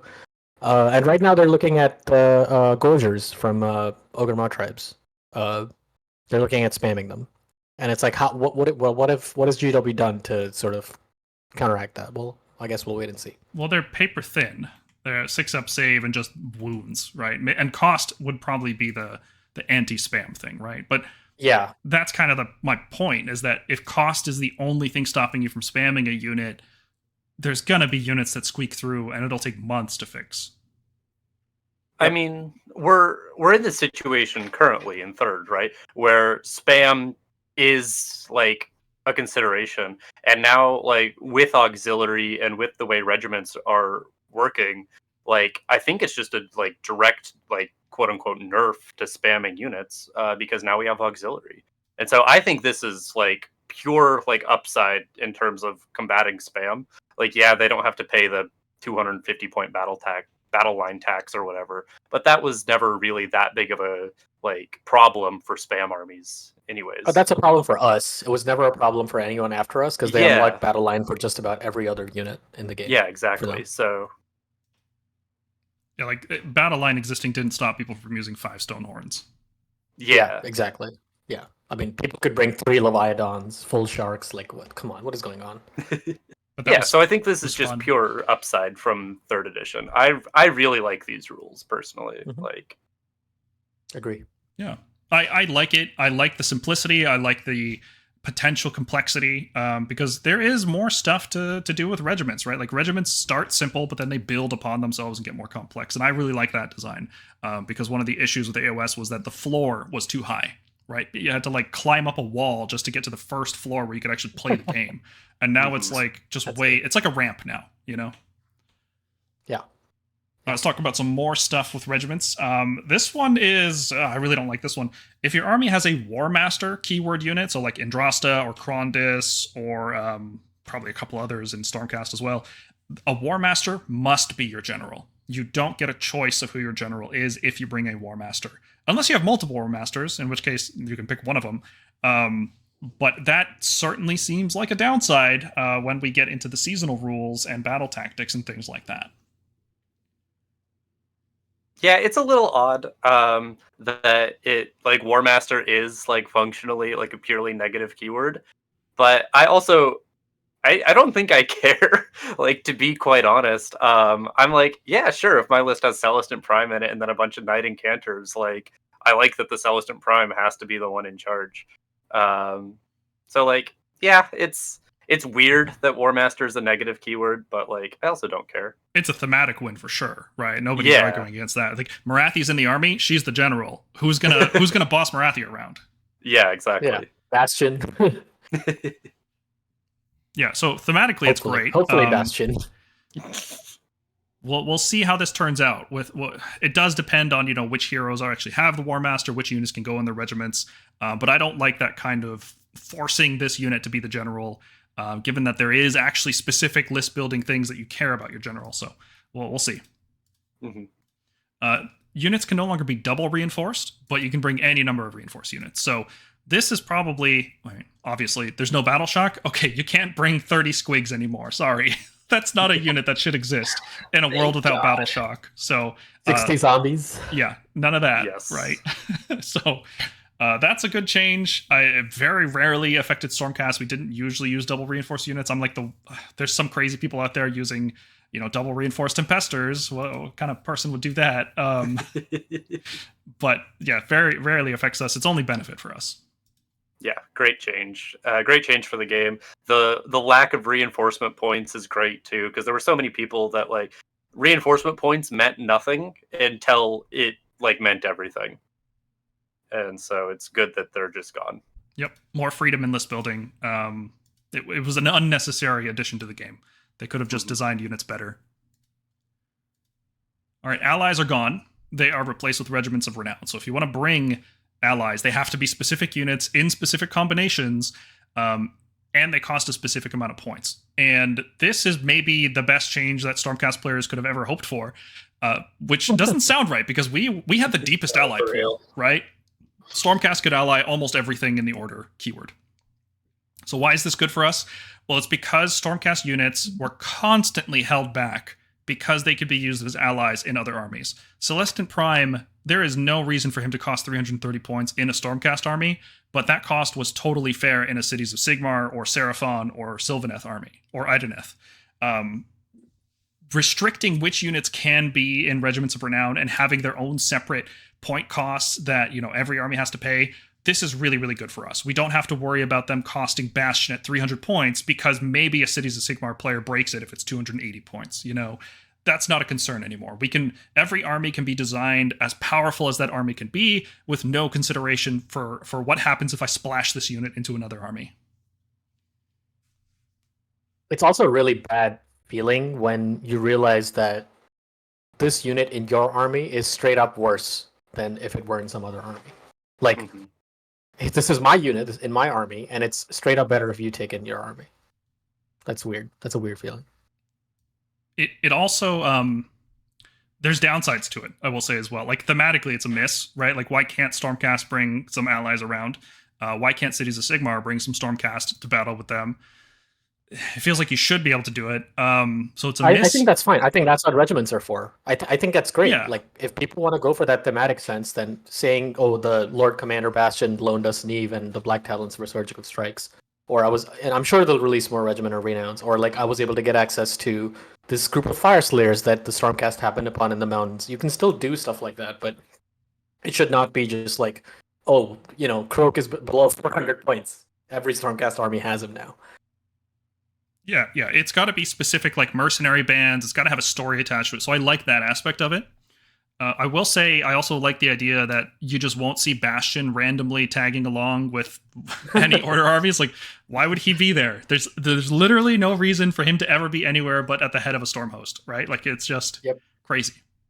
I think it's also just like I think what you're saying earlier, a balancing nightmare. Like having to account for how does this internally work with all the units, the rest of the units in the book, but also like externally, like any unit could just potentially take this if it wasn't greater than 400 points. Like that just sounds like really just impossible to balance completely. Next up, grand strategies are replaced with nothing. We will move on with our lives, and maybe they'll be back next year. They're not, gone forever. They could come back. But for now, you don't have to pick a grand strategy. I like that in terms of, pruning unnecessary rules. But I do feel like very quickly we're going to get to the game to a point where players are max scoring primaries and secondaries every game, and you're going to need that last tiebreaker, and grand strategies were often it.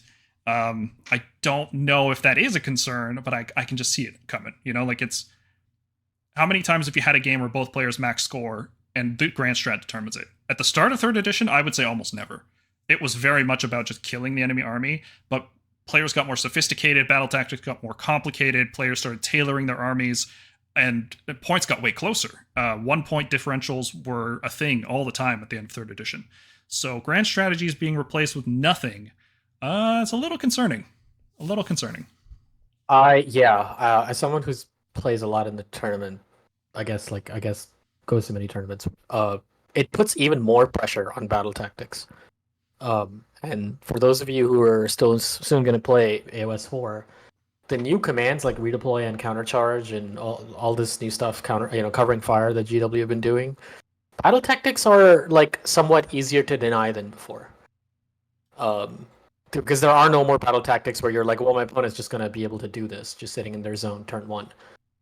Every battle tactic has some sort of like a risk or reward to it, and if you know your opponent has access to 7 battle tactics, the skill expression is really going to come in from, can you deny any 1 or 2 or 3 of those 7? And for tournament organizers, and I don't envy them, like, what are they going to use as a tiebreaker? If if grand strategies are gone, it has to be battle tactics. Denying battle tactics definitely seems like the order of the day, and I don't know how I feel about that, because it really creates an opportunity for people to be spiteful and mean and promotes bad sportsmanship. Not that it will, but it's opening that door to that kind of person, Whereas before, battle tactics were, I'm going to play the game properly, and I'm going to max my score that way, and I'm going to interact with you over primary objectives for the most part, right? That's where the contention comes in. But now you're doing primaries and secondaries, and it's a lot more of a conflict between players, and I think it could open the door to bad sportsmanship. But maybe I'm just really reaching with that. It also makes a lot of the gotcha moves that some armies have access to feel extra that way. Like Khorne's Murderlust is like pretty strong, like when you consider that it could potentially stop you from like charging or something. But it's really cooked when they're like, I'm also going to deny you 2 points. Not just Murderlust with movement, but just covering fire with long strikes or sentinels or reinforced Jezzails. Like, you have to play very carefully to avoid that kind of stuff from your opponent. And the top players will be able to do it, but it is going to feel really bad when there's like a significant skill differential and all of your battle tactics get shut down by a skilled player. Like, it just feels bad to have battle tactics shut down. Primaries getting shut down is like, maybe you could dedicate more resources to this, but the way you score battle tactics is with specific units at specific times, and having that countered is going to feel really bad. I don't know. I quite like being able to like actually interact with my opponent's battle tactics, and being able to have the opportunity to shut them down. Because, like you said, it shows skill expression, and it shows like the better player will win more often. Because I don't know, I know we've talked about him a couple times, but like KO currently in 3rd edition is just completely uninteractive with their battle tactics. You cannot stop them; they'll just get 5 every game. And so I think having like ways to shut down battle tactics and make it so it's you have the opportunity to like keep your opponent from scoring is very good.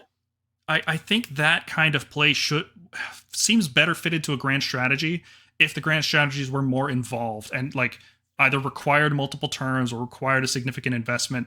Like I think that's where the counterplay should have been, rather than in the battle tactics, which you have to do every single turn.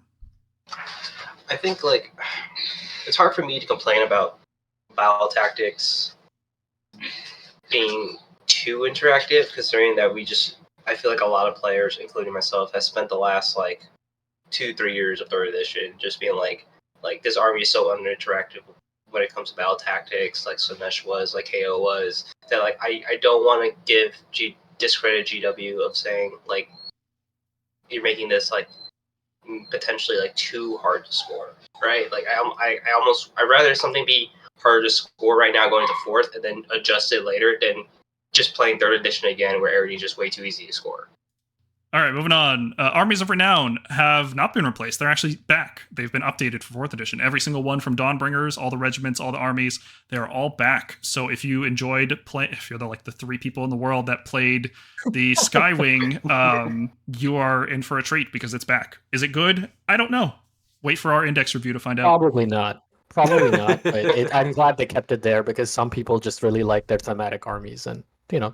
And it would really suck to having buy for an that is army never at bad. the end of third and then just be like, oh, this army literally doesn't work anymore. Yeah. Like if you bought all dragons or whatever and INS with them, and suddenly you can't play that because of the new regiment construction, it'd feel bad. So Mhm.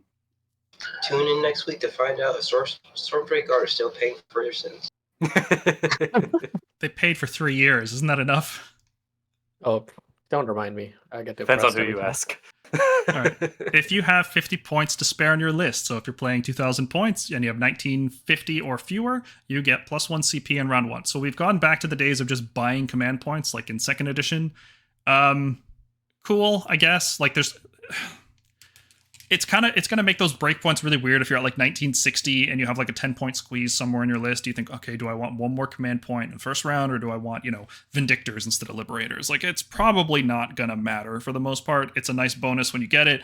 I think people are gonna try to get up to 2K as much as possible. 1 CP in round 1 is not the biggest deal. I think it's good that they're trying to push people. Oh, sorry, you go. No, go for it. I was gonna say, I think I appreciate them trying to push people to 2K because I think like Mergon probably shares the same thought process as me. Like the absolute annoyance of people playing at 1930, 1940 to get double triumphs was so obnoxious. Like at 1 CP, even once 1 CP turn round 1, like that's fine. Like I think I'm okay with that. That seems like a good balancing point. I think what would have broken this if it was 1 CP every round. That I think people would have purposely built at 1950. Yeah, I think where I it hated is now. Double Triumph so much. Double Triumph was absolute cancer, and I'm glad they shot it into the sun. Triumphs in general is pretty bad. Triumphs are just not a good system. Like, I get there should be some benefit in case you're not the most optimal list, and like so you don't feel like you're playing 100 points down or whatever. But Triumphs were like crazy multipliers, right? They always have trouble balancing multipliers out. So yeah, 1 CP is not the same thing as Battle Shock immunity or +1 to wound. Like, it is not nearly as good as those things. If it was 1 CP every round, oh yeah. But first round is not, you're not going to dump all your CP that quickly where you need an extra one. It's probably a shooting army or like an Alpha Strike army, 1 CP. It's like cool, you get free all out attack basically. It would have to be an army where you want magical intervention and covering fire and countercharge and redeploy. Yeah. Does that army exist in round 1? I don't know. I don't know. Armies with shooting don't tend to be that aggressive with their command points with melee units. Well, shortened movement and shortened shooting ranges make alpha striking like that a lot harder. Yeah. Like they have genuinely reduced shooting ranges and movement across the game. Mm-hmm. Let's talk about army customization. So people like customizing their units. They like customizing their armies. How does 4th edition handle it? Well, pretty much the same as 3rd edition, but there's some changes, and they're all good. I think command traits have been replaced with heroic traits. So instead of just going on your general and your general choice, determining who gets this really powerful ability, that's really what your general meant, was who gets the trait. Now Now, or battle line sometimes too, but now it's just heroic traits. Any hero that's not unique in your army can take it, which is a lot better, right? The general choice means something else. There's other rules for the general, and you're free to put this cool trait on anything. So yeah, and it opens up allowing uniques to be generals, because like the way it stands now, like it felt so bad anytime you had to have a unique as your general, and so now this just opens that up, which is cool. well, not for us. We didn't. I don't know. There were We didn't have Ionis command list. Well, yeah, that's fair. But yeah, I know what you're saying. It felt bad to miss out on something because it was like a tax you had to pay, and for some armies, it was an unacceptable tax. Mm-hmm. Subfactions have been replaced with battle formations, so you're no longer the Hallowed Knights. You're now generic Stormcast that sometimes use a bit more extremist units in your army. This is a terrible change. I said they're all good changes. This one's bad. Like objectively, it's weaker. It's easier to balance, I guess, but it's weaker. It's less flavorful. I would very much like to go back to the days of second edition subfactions, where just like your entire army was just so constrained, but you got these really cool bonuses. These feel like the exact opposite. You get this really sometimes minor, but sometimes it's going to be busted, like the Extremist Chamber one. Minor effect that affects some units in your army. Like this doesn't. I'm not excited by these. You know, like subfactions were cool and exciting even when they were weak. It was like I want to play Anvils of the Heldenhammer. I don't care how bad they are. I want to play as these dudes. And now it's like, oh, I'm just like every other Stormcast army. I'll have to disagree on that. Like Yeah. I really like Hallowed Knights. Okay, I think they're super cool. I think pushing that entire army into Redeemers when Redeemers are just not their role is not to win the game on their own is really bad. Like it was constantly that's what was subfactions were doing. They were pushing you into one type of unit super hard, and it's like cool. I have all these really cool elements that I'd like to be able to incorporate into my army, but I never can because this is clearly very good. And then when I take the subfaction, it does nothing for all these other units. Like I think replacing that so I can take like a Guard of Steel Soul Redeemer Regiment and a Lord Celestant on Drakot Extremist Regiment, and then sort of incorporate both of that at the same time. I think that's super cool. That was definitely a bigger problem in other armies, right? Like there's so many armies where it was like this unit gets so good that you just won't use it outside the subfaction, or this unit's only good enough to use in the subfaction, or this unit's so good this is the only subfaction you play. But I don't think that was really a problem for Stormcast in particular last edition. Like we had a lot of Storm hosts that were good. Yeah, I mean like we'd use Vanguard Hunters outside of Astral Templars. It was just a good thing to have them battle line. We'd use Dracoths outside of Hammers of Sigmar. Hallowed Knights, you didn't really care about Redeemers. It was more about the 5 board from Gardas, right? So it was like you still used the whole Stormcast army in every Storm host. So ironically, despite how bad our Storm host abilities were, we ended up being, I'd say, the best designed because it didn't constrict you to certain units. But then you look at an army like Ogres, which was like, you don't use Lead Belchers outside of Underguts. You don't use the Beast Claw stuff outside of the 2 Beast Claw subfactions. Or like Seraphon with Coalesce, you pretty much don't use, I guess you do use Lancers outside of Coalesce, but like, you know what I'm saying, right? Like every other army was designed in a way where you were so like subfactions were units, basically. But for Stormcast, it wasn't that way. We were a lot more diverse in our army building, no matter which Storm host we played. Like I don't know if I agree with that. But I was gonna say I ultimately agree with Magong here. I am glad subfactions are gone for a number of reasons. Thematically, like I have like a custom Storm host, right? Like I got custom lore for my army, and now I can always be like, hey, this is them. And I know like that's not the biggest deal, but it makes more sense why, like, I don't know, like Bastion or Gardas or somebody is like with my army, because they're still hammers, they're still Hallowed Knights, and they still get to interact with my army, even without my army having to be that. And on a more gameplay level, it allows us to, all these random Hammers of Sigmar locked heroes, we can now use in other situations. Like, I can't tell you how many Hallowed Knights lists I wish I could put Vandus in. where Vandus can give the Redeemers +1 attacks, but he's Hammers of Sigmar, so you just can't. Get wrecked, kid. But that is thematically appropriate, though, right? Like Storm hosts very rarely fight alongside each other because there's so many Stormcast in a Storm host that it's like, why would Bastion and Gardas be in the same place at the same time? It would almost never happen, right? So as long as there's still something to represent, like I'm Hallowed Knights versus I'm Hammers of Sigmar, I think it's okay. Like maybe Bastion and Gardas would have special rules that say, pick one of these models to be in your army. They can't both be in there. I know some 40k stuff does that, right? There's some units that'll restrict other units from being in the same list. That would still be okay, I think. I mean, in 40k, it's more like if you dedicate your entire army to be like salamanders, you can't take like a Blood Angels character or something. But to speak more here, I think you can do that with they're already sort of doing that because each regiment can only have one hero, and then that hero determines what can go in that regiment. Like, I'm not saying you will necessarily like Bastion, and I agree, like Bastion and Gardas probably will never be on the same field. But like, I like being able to say, okay, Bastion was leading this force of Redeemers or something, but then this anti-monster Vanguard Chamber showed up, and their abilities are just completely different because of what their nature is. Like, they get something for being their own cohesive chamber force, as opposed to I have Vanguard Hunters in Hallowed Knights. They don't get anything from Hallowed Knights. The only reason I take them is for their innate teleporting.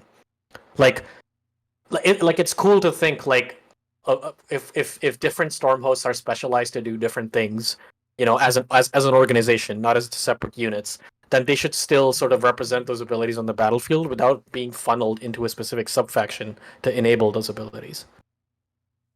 I don't disagree. It's really tough to find a way to buff units and make them feel special in a subfaction without suddenly balancing the unit around that subfaction, right? Like Lead Belchers and Underguts are the example I'm going to go back to here. It's like that unit exists in Underguts and doesn't exist anywhere else in the book because you can't play it outside. It's just inefficient.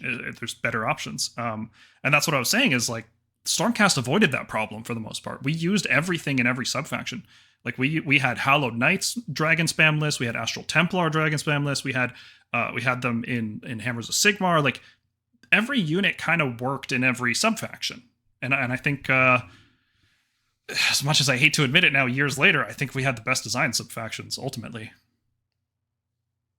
The weakest. I think we had the best design in terms of like weakest, so you can put more in it. And I think they just moved away from that into funneling people heavily into subfactions. And I'd rather just I like this. I like battle formations. Sure.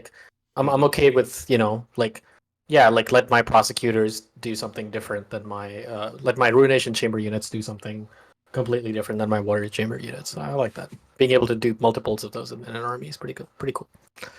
Fair enough. I didn't expect to spend 10 minutes on that.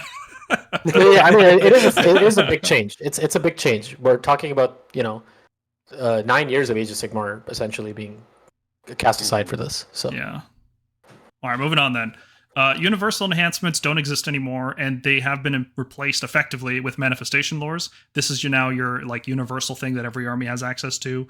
A manifestation lore, like I said, it just teaches you all the summoning spells. Every wizard learns them, which is also how spell lores work now. Instead of I pick a wizard and he has this spell, and I'm going to write it down on my sheet here, and then this wizard has that spell, and I'm going to take a spell enhancement, and I'm going to try to remember which wizard has which spell and which wizard has which second spell. No, they just know all of them. Nice and simple. You pick the lore, every wizard in your army learns every spell, which gives you a lot of flexibility within the game. It's really, really cool. So you don't have to just bring translocation on your priest. You can bring every prayer and use the prayer that you want when you want to, which is really, really cool. Yeah, very good change. It never made sense to me. Like, why can you only cast this spell today?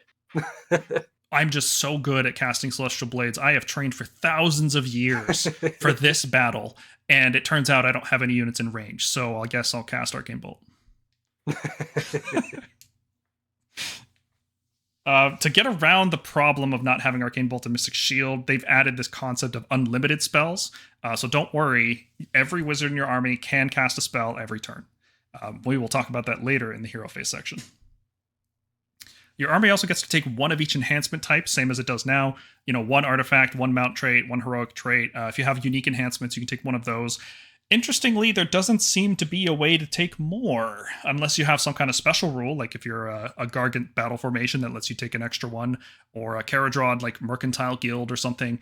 But you're pretty much locked to taking one of each enhancement. You're not going to get a second artifact, which, not to make another 10-minute discussion here, but I'm really against that. Because when you only have 3 or 4 artifacts to pick from, one of them will always be the best, right? Or like so good that you pretty much ignore the rest. And that kind of happened last edition too, where it's like, well, why would I take anything but Arcane Tome? Arcane Tome's the best. Everything else is worse, so there's no reason to use these things. Do you guys think that's going to happen again, or do you think they've done a better job designing all the enhancements? It definitely could happen again.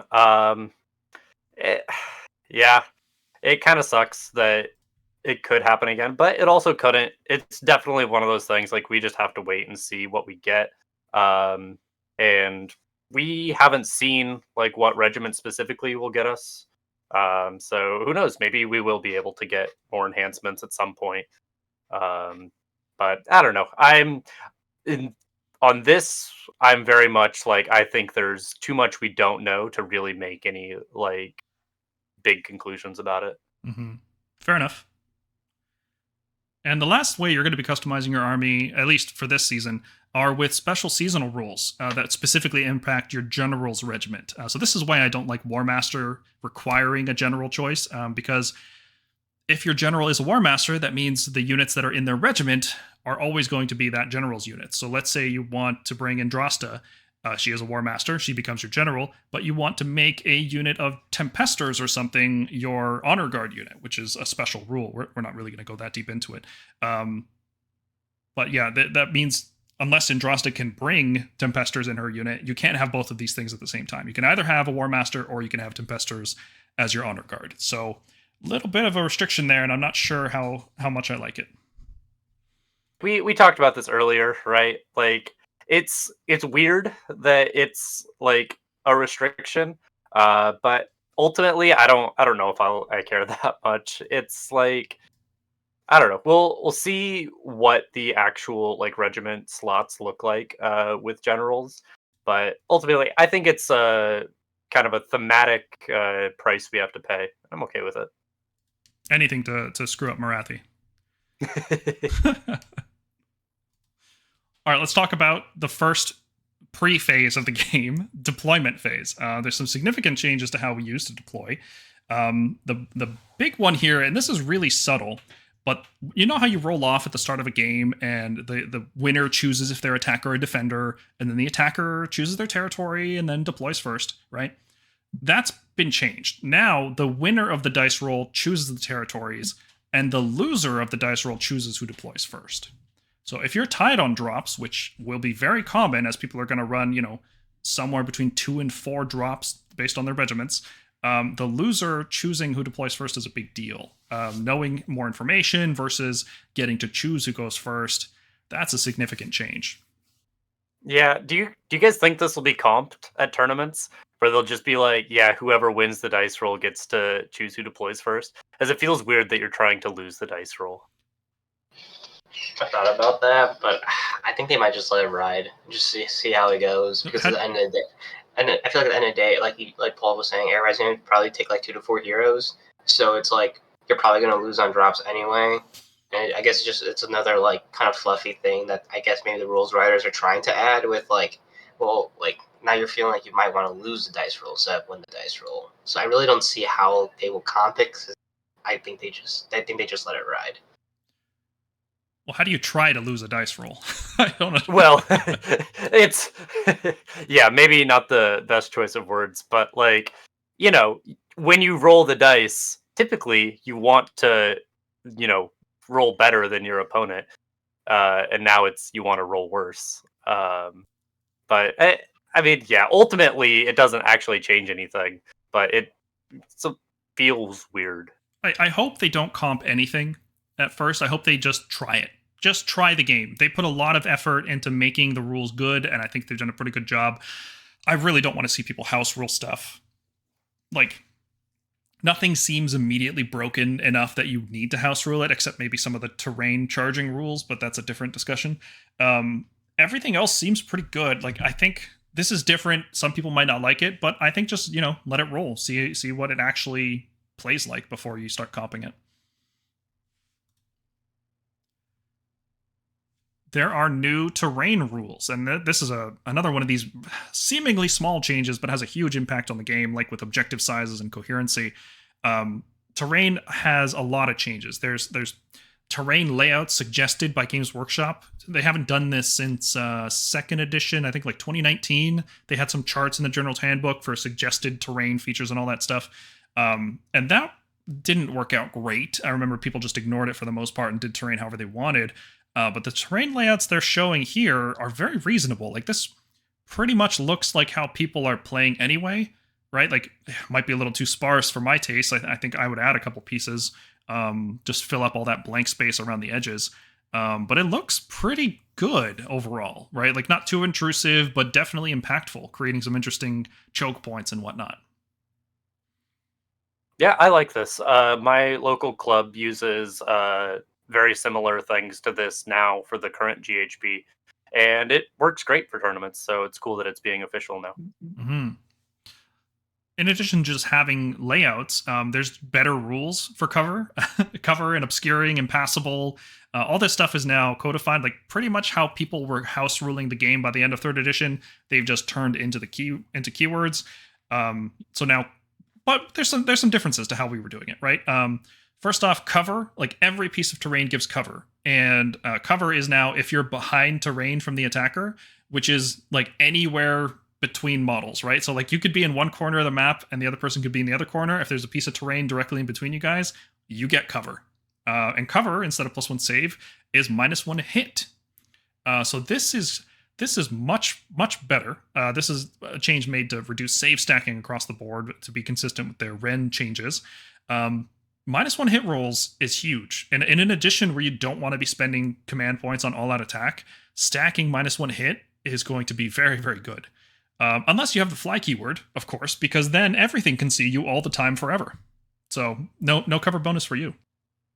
Yeah, good change. I think the cover works better now. Cover being +1 to save was crazy strong, and you would sometimes just get on tables where you could take advantage of it, and you would be like, hey, a lot of my stuff in my army's got +1 to save, and then you would get on tables where you can't do it at all. I think -1 to hit is less impactful, which is good. I wanted cover to be less skewed, and now -1 to hit is like more consistently available, but also less of a spike of an effect. I really like the addition of the place of power terrain features that they're kind of adding. Like, it's like another like a little small interaction where, I might try to fight with my opponent to like be near this place of power so you get some bonuses. So I think they're trying to also just make terrain in general like people to actually use them, because how many games have y'all played where like your opponent's like, I don't want to play mysterious terrain, and I always want to play mysterious terrain because I play Stormcast. Yeah, you need that mystical buff. Well, we got it. Place of power is mystical and arcane all in one. Unless you roll a 1 and then you take D3 mortals. The other really important terrain rules are impassable and obscuring. So impassable is exactly what it sounds like. You can't pass over it. You can't set up in it. You can't move around. You have to move around it. You can fly over it, but you can't finish on top of it. And then obscuring is just complete line of sight blocking. And this is functionally really, really good. It's not like this nonsense wildwood thing that they had in third edition where there had to be 3 inches of woods between you and the target. It's like, no, if there's line of sight drawn over it, it blocks line of sight. Simple as that. Unless you have the fly keyword, and then everything can see you forever. So good luck with that. That's weird, right? We have to talk about that. Apparently everything that flies, like, just flies all the way to this, like 50 feet in the sky and never lands. Never lands. Like, I was like, what? Like, you told me a prosecutor wouldn't, like, go a little bit lower to hide under trees or something? Like, it doesn't make any sense. Yeah. David, are you having, like, a dog party over there, man? That dog is barking the whole time. Gargants can hide behind obscuring terrain, which is wild to me. Like, how is it, like, a Gargant can hide, but a Lariel can't? Or, like, An Aether Wing can't. Yeah, The that makes entirety of sense. the Nighthawk army can't. Like Ghost I can be forgot about that. seen. That's really funny. Like the Yeah, entire Ghost like can be cover does not seen. matter. Like, I Yeah, can see yeah. everything. Yep, that Gargant behind that building, you can't see him. If the Ghost is behind that building, you can definitely see him. Squig Rider, if they have a fly keyword, you can see them, but you can't see the Yep. Gargant. It's silly. Seems Why really goofy. this just shouldn't exist, right? Like this, just make it block all line of sight, fly or otherwise. Like it doesn't. It would be so much simpler, and it wouldn't make sense, but it would be fair, and it would not make sense in a way that's equally distributed across all units, at least. I'll tell you why they did this. Most of the stuff, like the Death Star level units, that the hero monsters that do tons of damage, they're all almost always flying. Like they're not like ground pounders usually, except for Bastion, I guess, if he gets a good war scroll. So that's why this rule generally exists. What they did not account for was Gargants, because Gargants are the exception to that because they sort of move like they fly, but they don't really fly. And so I think that's what's they'll have to do something about that because this is stupid. Like imagine not being able to shoot a Gargant in their zone because they're all behind obscuring terrain. Like that's wild. Yeah, it's quite silly.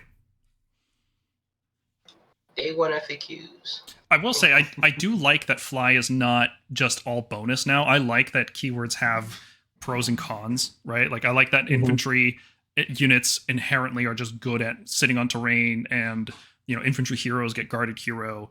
But then there's anti-infantry stuff, and I like that fly is really, really good at maneuvering and freedom of movement. And now it actually has a downside to having fly. I like that a lot, but I don't think that's the right way to make fly have a penalty of some kind. There's some other way would work. All right, so deployment is quite simple. First, you deploy terrain using the deploy terrain ability, which, your faction terrain has to be set up in your territory, more than 3 from everything. Pretty simple. Then you deploy units using deploy unit. Now, instead of using deploy unit on an individual unit, you could use deploy regiment, which allows you to deploy your whole regiment worth of units all at the same time. That's why we were saying, each regiment is 1 drop, because it can be. It doesn't have to be, though. You can still deploy units 1 at a time out of the regiment if you just want more information. Like, let's say you roll up to a game, you're 2 drops to your opponent's 4. And you make them deploy first. So well, I can split up one of my regiments and get more information and still finish deploying first. So that's cool that you can do that. That's coming back from 2nd edition.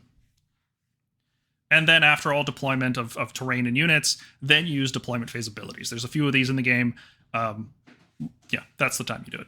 And then, like in 3rd edition, matched play specifically, the player who finishes deploying first chooses who goes first in round 1. That's now part of the core rules. That's not in battle packs. That's just always going to be the case. Yep, good stuff. Pretty much how it works now, which is good. All right, the first actual phase. Talked a lot about how this was going to be structured about phases, but then we didn't actually talk about a phase until 2 hours into the video. Cool. Good job, Stormkeep. Let's talk about the hero phase. Heroic actions have been replaced with nothing. They're just gone. A lot of their effects have been folded into other abilities, like you'll see Rally here on the right. This is now like Heroic Recovery and Rally slapped together into a single thing. But because command points are so expensive, you're not going to be using Rally a lot. You're definitely not using it like you did with Heroic Leadership. You're not healing off D3 wounds off every hero every turn. Yeah, Rally it's got to be used for like stuff that's very like wounds light, like how Stormdrake are right now. Like I don't think we're going to be seeing it outside of like on just like generic like chaff screen units very often, if ever. Well, really, really wound light or really wound heavy, right? Like Karazai is going to love the new Rally. It's so good for him. Yeah, like the big like beater heroes and stuff. Mm-hmm. Units with Musician get to roll 1 more Rally dice, so that's a rule that exists. Sometimes half a wound. Every other time you use Rally, you heal a wound on average. Cool. 2 command points for 1 + 1 wound. Yeah. See, I'm still doing. I said I'm not calling it health. I'm still calling it wounds. I just caught myself doing it. All right. The meat of the hero phase, of course, is casting and unbinding. And let's go into how that works now, because that's seen some significant changes. First off, before we talk about those, there are some abilities you'll see that have the unlimited keyword. These can be used by any number of units. So if you have 3 wizards, they can all use the same unlimited spell. You can still only cast the same spell or prayer once per unit. So like you can't, if you have a 3 cast wizard, they can't cast the same unlimited spell 3 times, but 3 different wizards can all cast it. So that's good. Power level is also a standardized form. You know how War Scrolls used to say, this is a wizard, it can cast 2 spells and unbind 2 spells in the hero phase, like blah, blah, blah, blah, blah. That's gone. It's just a number next to the keyword now. So if you're a wizard 2, you cast 2 spells, you unbind 2 spells. Nice and simple. Casting is very different in 4th edition. The damage of a lot of the spells is just... there's just a lot less damage spells in general, and when you do get hit by a damage spell, it's not like, Blizzard. Obviously, it's not. Oh, thank God, it's not Blizzard. Yeah. But it's not like you're going to be facing Tzeentch and they're going to hit you with like, 9 dice with 3-ups doing mortals, and then a d6 bolt, and then another d6 bolt, and then like that's gone. Magic is not doing as much damage as it used to do. I say that, and in editing, I'm going to find out that we saw the Croak War Scroll, and I'm going to put it up on the screen. It's going to like just anyway. But no, in general, damage and range of spells is really reduced.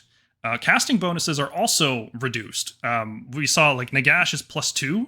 He's the god of death. He's like a 9 cast wizard, and he's only got a +2. Like what? It's crazy. But casting is less reliable. But also unbinding bonuses have pretty much all been removed. There's very few units in the game now that get a bonus to unbinding, and we saw just how bad naked unbinding was at the start of 3rd edition. So even though spells are less reliable, they're not getting countered nearly as often. So kind of goes both ways. Mm-hmm. Now there's been some... Go ahead. This will make bonuses to cast a lot stronger too, because like it's a like asymmetrical buff, right? Like you have like the +2 to get it off, and there's like no +2 to stop it. So if you have a cast bonus, it's going to be really strong, I think.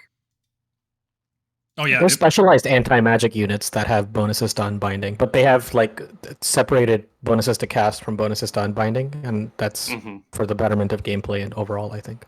Yeah, just because you have +2 to cast like Nagash doesn't mean you also get +2 to unbind. He only gets +2 to cast. So every wizard is as bad as Krondus was in 3rd edition. Like he's the best wizard from 3rd edition. He's the best wizard you get in 4th. Like. That they use that as the benchmark. Well, until we see Croak and Teclis, obviously. But even like the Tzeentch wizards we've seen, they all look way weaker, way less impactful on the battle, way easier to kill for the most part. Like, don't want to talk about Tzeentch too much, but Kairos looks very fragile. Now, there's been some confusion about unbinding and power level, and I can clarify here that each wizard can use an unbind equal to their power level each phase. So it doesn't matter how many spells you've cast. If you're a wizard 2 and you cast 2 spells, you still get to unbind 2 spells in that phase. So for example, if you are casting all your spells and your opponent does magical intervention to cast a spell, you can still try to unbind it even if you've used all your spells. So you don't need to hold back. There's no economy here. You just get to use all of your fun abilities, and so does your opponent. On to prayers. So prayers are very different than how they worked in 3rd edition. Rather than just rolling a dice and you either get it or you don't, you get ritual points from every prayer. And then if you want, you can use those ritual points to resolve the prayer. So let's say you want to chant translocation, or you know what, even better, bless weapons. It's on this slide. Let's say you want to chant bless weapons. You roll a chanting roll. If you didn't roll a 6, you say, well, okay, I'm just going to bank those points and I'm going to save them for later. If you roll a 6, you can either resolve bless weapons or you can bank it anyway, and you can just do it later. And why would you want to bank it? Well, there's bonus effects on all these prayers. You can notice on Blessed Weapons, if the chanting roll is a 12 or more, it has a bonus effect. It affects all units instead of just picking one. And this is the case for all prayers, I think. I haven't seen a prayer that doesn't have a bonus effect. But even if you're not using these bonus effects, because some of them, frankly, do seem like traps, even if you're not using those, just being able to bank ritual points so you can almost guarantee a prayer in future turns is really, really, really good, right? Like, how many times have you made a translocate roll in round 1 or 2 when it didn't matter, and then round 3 you failed it.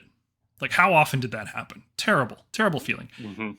Now that can still happen because anytime you roll a 1, you lose D3 ritual points instead of gaining it. But basically on a 2+, you're going to succeed that translocate if you've chanted previously in the game.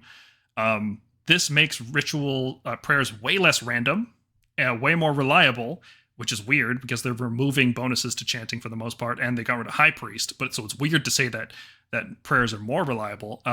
They require more interaction with the opponent, with you. You have to plan them more ahead of time, but there is a huge benefit for doing that. So I really like this. I think this is a fantastic change. There's also a lot more priests in the game. Stuff that didn't used to be priests are now priests. So a lot more armies are starting to opt into this gameplay.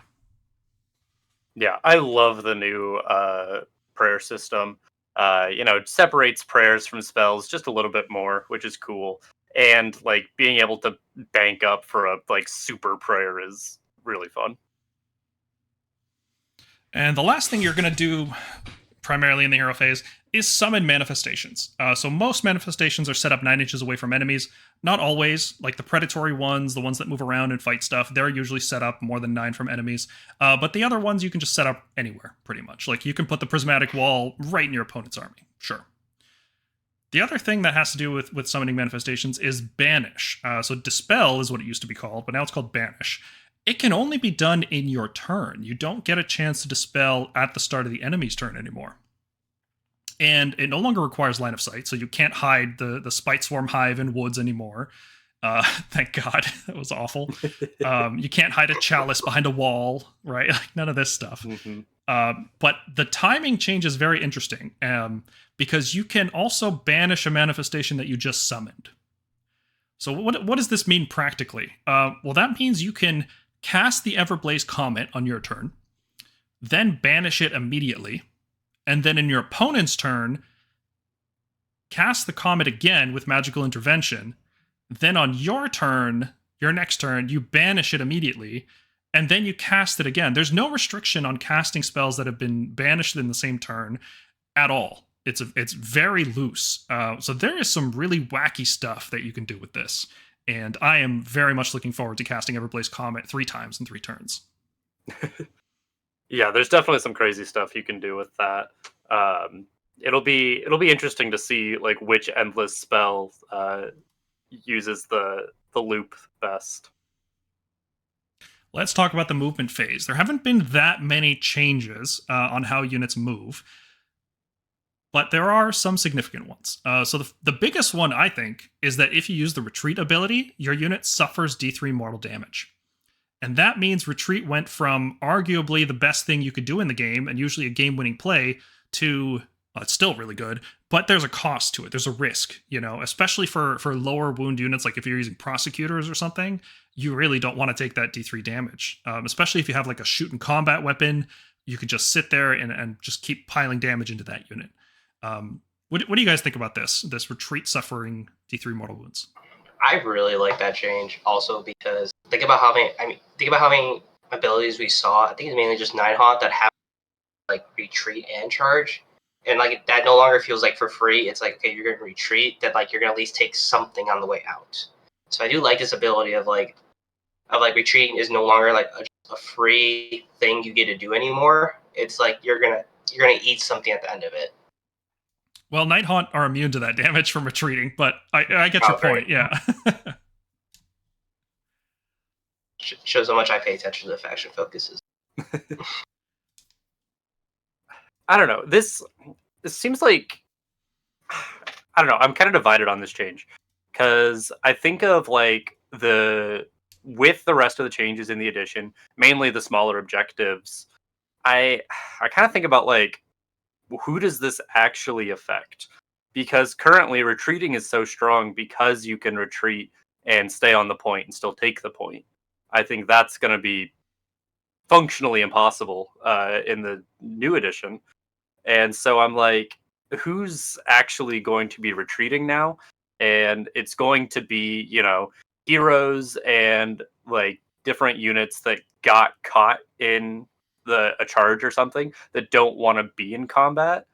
And so it's like, yeah, you're like little wizard hero or whatever is gonna take damage for retreating. Like that kind of sucks. I don't know. This feels like kind of an unnecessary change, but I don't know.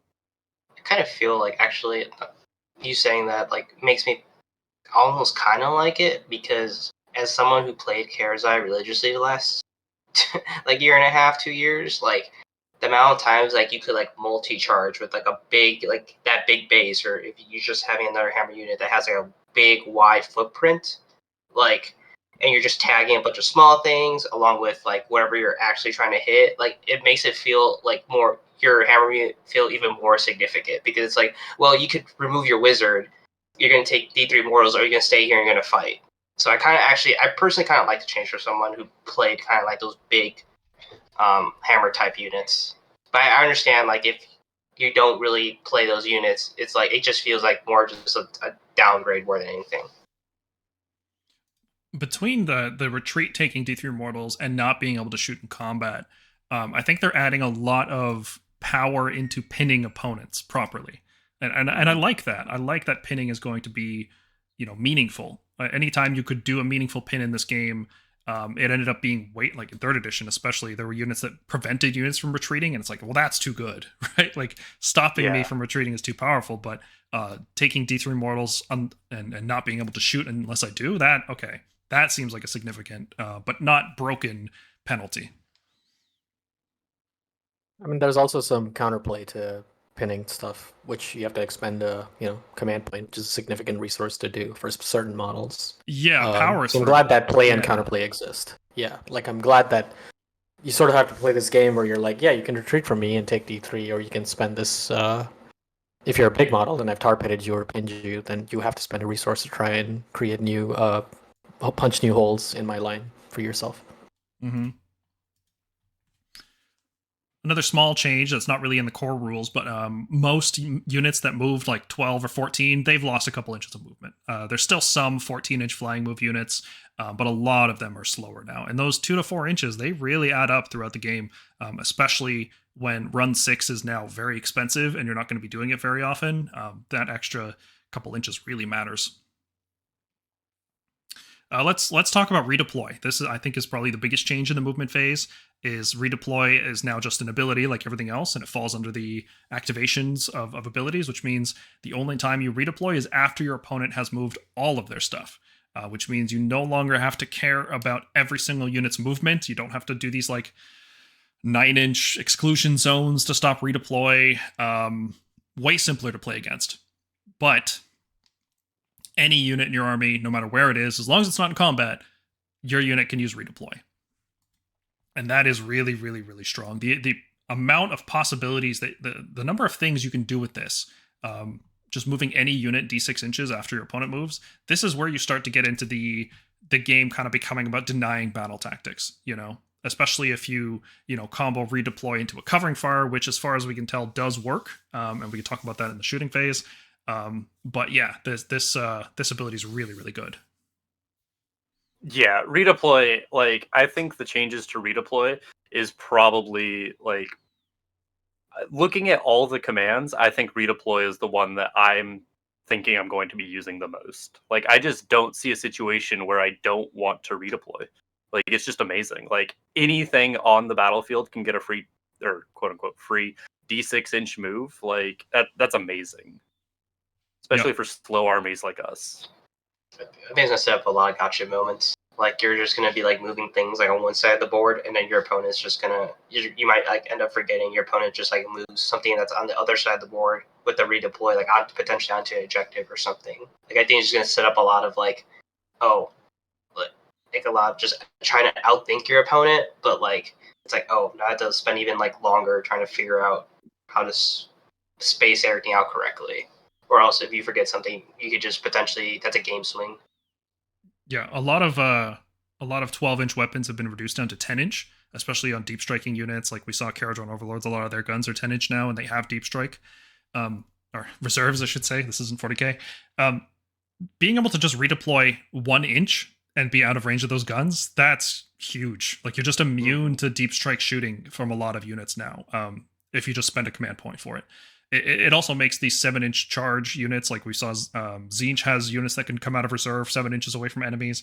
Redeploy really hurts that strategy. Like if you get a 5 or 6 on that redeploy, it's that's over. Like you're not charging at that point. So redeploy is really, really, really good, especially when you combo it with something like Murder Lust. It gets really stupid how much you can move in the enemy turn. Interestingly, even though redeploy has the run keyword, it means you can't use charge abilities because the charge ability says you can't run. It's not a run roll, so if there's abilities that modify the run roll, you can't use those with redeploy. So that's an interesting little tidbit that we learned. Another big thing with the movement phase is now there is a general rule in the core rules that if a unit was set up, it can't use move abilities in the movement phase of that same turn, because previously every single setup ability told you can't move in the movement phase unless you're Flesh Eater Courts. Then they say you can do this. But every single ability had this clause, so they're like, okay, let's just put it into the rules, the core rules. And now there's no more arguing, and there's a lot of text cut out of War Scrolls, and it's great. There's a thing where you can move over 1-inch terrain for free. So if it's like a little shrub or a barrel or something laying on the floor, it basically doesn't exist. You can just move over it for free. There's no problems there. Unlike previous editions, you cannot end a move mid-climb anymore, and that's going to stop a lot of arguments about how you fight over terrain. And that was one of the worst, weakest parts of Age of Sigmar's rule set, was how it handled moving around terrain. Just saying, no, you can't do it. Okay, I'm okay with that. Yep. It's pretty much how we ended up house ruling it anyway, was you just couldn't go on anything that was taller than 2 inches. Like if it was 2 inches or higher, you couldn't. It was just impassable. So I'm okay with that, just going into the core rules, basically. Weirdly, you can just move into combat with faction terrain, because it only counts as an enemy model in the charge and combat phases, not in the movement phase. So, yep, just walk into range of faction terrain, and then pile in the combat phase and fight. Cool. Shooting phase. There is some significant nerfs to shooting in this edition. First up, you can't shoot while you're in combat unless you have the shoot in combat ability, which we talked about earlier. And even then, you can only shoot units that are in combat with you. So straight up weaker than the previous edition. Line of sight works the same way, but with the new terrain rules, all units can get cover and obscuring, unless you have fly. So it's way harder to line up shots from 24 inches away if there's just a single piece of obscuring terrain anywhere in the middle of the board. Yeah, I think the new shooting changes are very good. I think the shooting combat especially is good, because like between Unleash Hell and being able to shoot in combat, like some shooting units were like really, really dangerous. Like even in like quote unquote melee, because they would just like Unleash Hell into you and then shoot in combat on their turn and just like kill your unit. And you're like, oh well, what was the point of that? So you had to actually like charge them with either multiple things to eat the Unleash Hell, or charge them with something that was like actually killy that could kill them, because otherwise they would just kill you with with the next shooting phase. So I really like that they can't just like load a sniper at you point blank. Well, some units still can. Well, But, yeah. Guarded Hero replaces the very long series of errata for Lookout Sir in 3rd edition. It formalizes that into the rules, and now it's basically heroes without the monster or war machine can just get the -1 hit. Doesn't matter how big the hero is, like as long as you're not a monster or war machine, you can get it. So you can be like, an 8 wound hero on a mount, and you still get -1 hit, as long as you're within combat range of a friendly non-hero unit. And this could be any number of models. Previously, it used to be 3 models. Now it's just, 1 Liberator? Okay, you can't shoot this hero anymore. Because infantry heroes, when they benefit from the -1 hit, they also can't be picked by shooting attacks from more than 12 inches away. Which, that's really good. There's counters to this. We saw Jezzails have an ability to still pick the hero. They don't get to ignore the -1 hit effect, but they do get to pick the hero. So that's kind of neat. But they'll still get the -1 hit. And given good change, especially if you're in cover, that -1 hit will be very, very useful with the -1 negating an all-out attack, making a lot of shooting units hit on 5s. Makes heroes very, very durable, even when you somehow manage to get around the the anti-shooting restriction. Speaking of which, many long-range weapons are just shorter range. You know, we've seen 30-inch shooting go down to 24. We've seen 24-inch units go down to 18. We've seen some 18 go down to 12. We've seen 12 go down to 10. Shooting is just lower range across the board in 4th edition. Which is good, because long-range attacks are consistently one of the worst things to play against, because they're just so versatile and powerful. Like, long range plus high damage is really hard to balance. Yeah. Like, being able to just consistently get value out of your long range shooters because nothing can get to them, like, was so strong. I mean, Raptors, like, is the definition of that, right? Yeah, it's so strong it becomes the army's identity, right? Like, what was Lumineth without Sentinels? People did all sorts of things to try to play without them, but ultimately, you're just going to go back to Sentinels as soon as they're good again. Speaking of which, mortal damage from shooting is very rare. I think there's only a handful of units that I've seen so far that have it. One of them being the Warp Lightning Cannon, which, like, okay, yeah, it makes sense that unit has to have mortal wounds. But Cruel Boys don't shoot mortal wounds anymore. Lumineth Sentinels don't shoot mortal wounds anymore. Like, mortal shooting is very rare in this game, which is good. People really hate non-interactive long-range shooting that just cuts through your save rolls as well. I think it's just like everybody's like, well, if I wanted to play nothing but long-range shooting, I'd just play 40k, right? Like, No, really. And the cover rules in that game, like the way terrain is set up and everything, way more intricate, right? This is a very different game. Yeah, they want Age of Sigmar to be a movement heavy, tactical, melee combat based game. And you cannot do that if shooting is this all-powerful tool that you can just apply and just delete melee armies off the board. Movement cannot be impactful if shooting just exists at this long-range, extremely deadly thing. Little nuances of how to pile in, how to countercharge, where to pile in, when to use power through.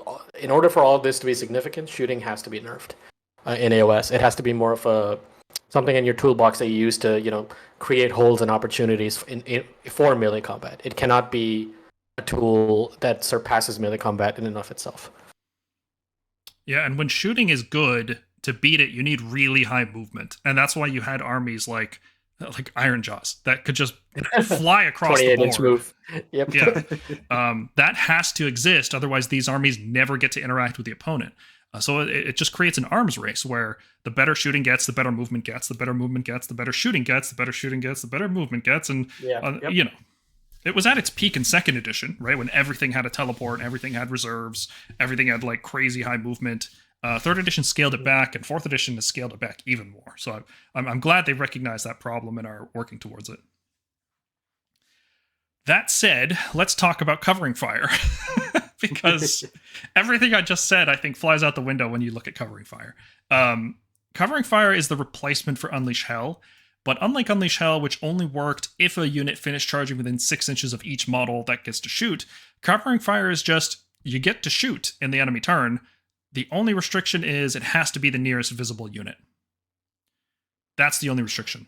You do get the Star Drake over your shield, right in front of your Covering Fire unit. Yep, that's a fun counter, right? if you have something like Severith who can't be targeted outside of 9 inches, and if Covering Fire says you have to target the nearest visible, well, you can't target Severith. I guess you just don't get to use Covering Fire. But Covering Fire is just another volley every single turn. Double turns if your opponent gets a double. You get to use Covering Fire in both of those turns. It's really, really good. Like, even if you're not taking off the most important thing in the game, like if they're just putting chaff up there and you're just killing chaff, that's still good, right? Like, killing units that can contest objectives and block your movement and all this stuff is really useful. Covering Fire is really, really good, especially with long-range shooting. I'm trying to think of what would break this. And I'll be honest, the only unit I found that I think breaks it so far that I've seen are Giselles. Because a lot of other units hit on sure, I guess I could do this with 20 Sentinels, but they'll be on 4s and 4s. That's not a good shooting profile for 40 shots. But Giselles, with -2 rend and the crit auto wound or whatever. Sentinels do get crit auto wounds on 5s though. Do they on 5s? Yeah, if you use the Facet of War. Oh, interesting. All right. Well, yeah. I mean, some armies will clearly get more use out of it than others, but with the range nerf, I'm hoping like it's not as bad as it looks. I'm Yeah, I think the big thing about this that we need to think about is, like Paul was saying, is that it doesn't matter what they hit, right? Like the target is almost irrelevant. It's the fact that they can hit it all. Like it's just, hey, this 90-point unit that you used to screen out this covering fire, okay, that's 90 points that I removed in your turn. Mm, Um, and so it's mm. just like it's just value that you get for your Out of a opponent command like point. Yeah. existing. It's a lot of value Yeah. for a command point for sure. I think it'd make Mhm. obscuring really good because obscuring doesn't say you're not visible. Obscuring say you cannot be targeted by shooting attacks. Yeah. Yes, whoa. obscuring does not stop magic. It's Okay. only stop shooting attacks. hmm Yep.